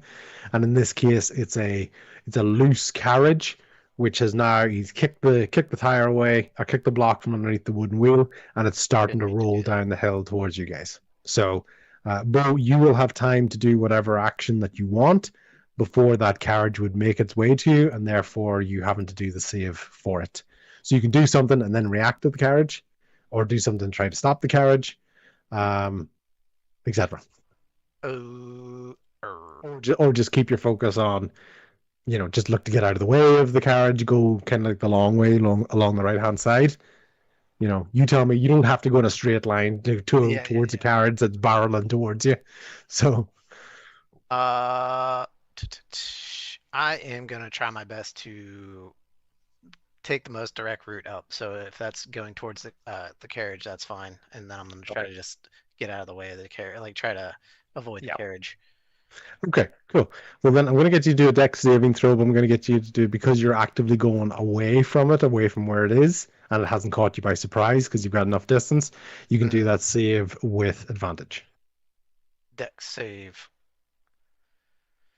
Coming at you. That's a 19. Excellent. Yeah, absolutely no problem to get away from that. I think you can move your character now, so you show me where you want him to go. I'm going to try to go up on the other side of the... Yeah. I'm going to try to meet him around on the other side. Yeah, okay, cool. What is it, Hagar? Did you do any action in there, or did you just decide to move? Because I'm just going to... Then you can dash. You can do another movement. Yeah, I'm going to dash line and beeline me. You can take me wherever you want. Yeah, cool. That's fine. I'm going to have that you've basically been able to cut him off. You've done enough to distract him and divert his path. Yeah. So that you can get an advantage on where you think he's going, because you had a good survival check. So you've seen the horse, you've seen the saddle on it. You have a good idea. If he's going to go somewhere, he's probably going to go towards that. So you've made a good prediction on that. Okay. Cool. Right. And basically, Deacon, in his turn, has had to go around this, and he hasn't reached the horse yet, but you can see he's almost like kind of ready to jump onto the horse on what would be his next turn. Tommy, what do you want to do? Did the order? Did Tuggles need to go this round? So Tuggles this would be turn 3. Okay. So Tuggles is coming into it, yeah. Then Tommy just kind of yells to Bo, get his ass, and I'm just gonna, because this girl just blew fire at me. I'm going to try. I want to tackle her to the ground to try and stop or knock the liquid out of her hand so she can't spit again at me. So, okay, cool. Is that an unarmed strike, or is that like a shove attack, or? I'll go with like a strength based one, because you're basically running and tackling. Strength. So just straight up strength. All right. Grappler. You know what? I'm gonna I've had this forever and I haven't used it. I'm gonna use my inspiration dice. That's a 6, right? Okay. Yeah. Okay. Yeah. Tommy's so angry that the knife threw better knives at him, and now this girl's using fire better than he used fire. It just like everyone keeps doing everything better than him, and it's really pissing Tommy off. Please let this roll right. Ah, damn! It's a 13. Strength 13. That's okay. She only got a strength check of 10. Okay. So you do knock her to the ground. I've absolutely Tommy's more lanky than he is meaty, so Yeah. I kind of hit her, wrap my legs around her legs to do like a tripping kind of thing and take her down. It's not. Yeah. It's definitely not Porter how he slammed through somebody. Tommy's it's very much like I wrap around her waist and then use my legs to trip her legs, and we both go down. Okay. Classic. There you go. You're artistically both prone. And then I'm gonna At this bonus moment, action hide. No, I'm just kidding. Poof. Let's see. Yeah. I play peekaboo with her Yeah. on the ground, Yeah. and she is confused by Okay. it. Nope, Cool. that's my action. Tuggles, you burst through the back of this curtain area, what would be the outside of the circus. You see a combination of a bit of flame on the ground. You've seen that Tommy is now on top of a woman at the side, and you can see Bo up in the distance. You can dash to get there as well, and you can't quite see because from your angle there'd be this sort of horror portal in the way, so you can't see Deacon, but you can see Bo. Okay. And a dash, if I did nothing else, would get me to where Bo is, or like Yeah, halfway? take it about because you're basically you haven't been obstructed in any way. Everything else has been sort of cleared out by the guys, and you're just bigger. You've got more movement. You can basically just get up beside Bo. Obviously, on Bo's turn, he's going to be able to get away from you, so you're not in the same place at the same time. Yeah. But you can get pretty much right towards Bo. Yeah. You Yeah. can at least get to the point where you can see the horse and Bo and all this sort of stuff. Yeah. Yeah, I'll do that. Yep. I will dash Cool. up and wait. Excellent. Okay, cool. Bo, Yes. as the final action of today's session, what do you want to do in terms of either trying to attack Deacon, prevent him from getting onto the horse, or how do you want to conclude this? Or, and Deacon's looking at you going, my boy, maybe we can talk business another day. Just let me go. I don't know what these crazy people are doing. No, Deacon, we have. Why won't you stay here? Why won't you settle this with me? Why? Face me like a man. And Like a man. I'm gonna cast. Well, here I'm gonna sing it with my lute, and I'm gonna cast suggestion on him, and I'll let you maybe randomize it or figure out whether it. I've done my stress test, and there is no jealous backfire on this roll. Okay, well then, suggestion would be the spell that. Yeah. I try to influence a character magically with a not so unreasonable action, and he has to do it. It would be a wisdom saving throw on him. Cool. And what's your DC save for your 15. You can feel the resistance in his body, but it just falls short with a 14. What was the instruction you wanted him to do? I want him to face me, 1-on-1. And he had 1 foot in one of the stirrups of the horse. He gets the suggestion into his head. He fights it. He takes his foot up the stirrup. He walks up to you. And he holds out his hand with kind of a weird blank face in his eyes. You can see the facial contortions are weird because he doesn't want to be doing this, but he's been forced to do this. And he holds out his hand to you and goes, "We have some catching up to do, my boy." And his hand is shaking because he's trying to resist it. And that is today's session. Thank you very much. Thank you for the patience of everybody with certain story moments for characters. I know there were scenes you weren't in them, but try to balance that across everybody as it goes along. But the Freaky Deek Circus has been put on hiatus for a while, and there is a showdown about to happen to start our next session. So Showdown. thank you very much. Sick. Nice. Yeah.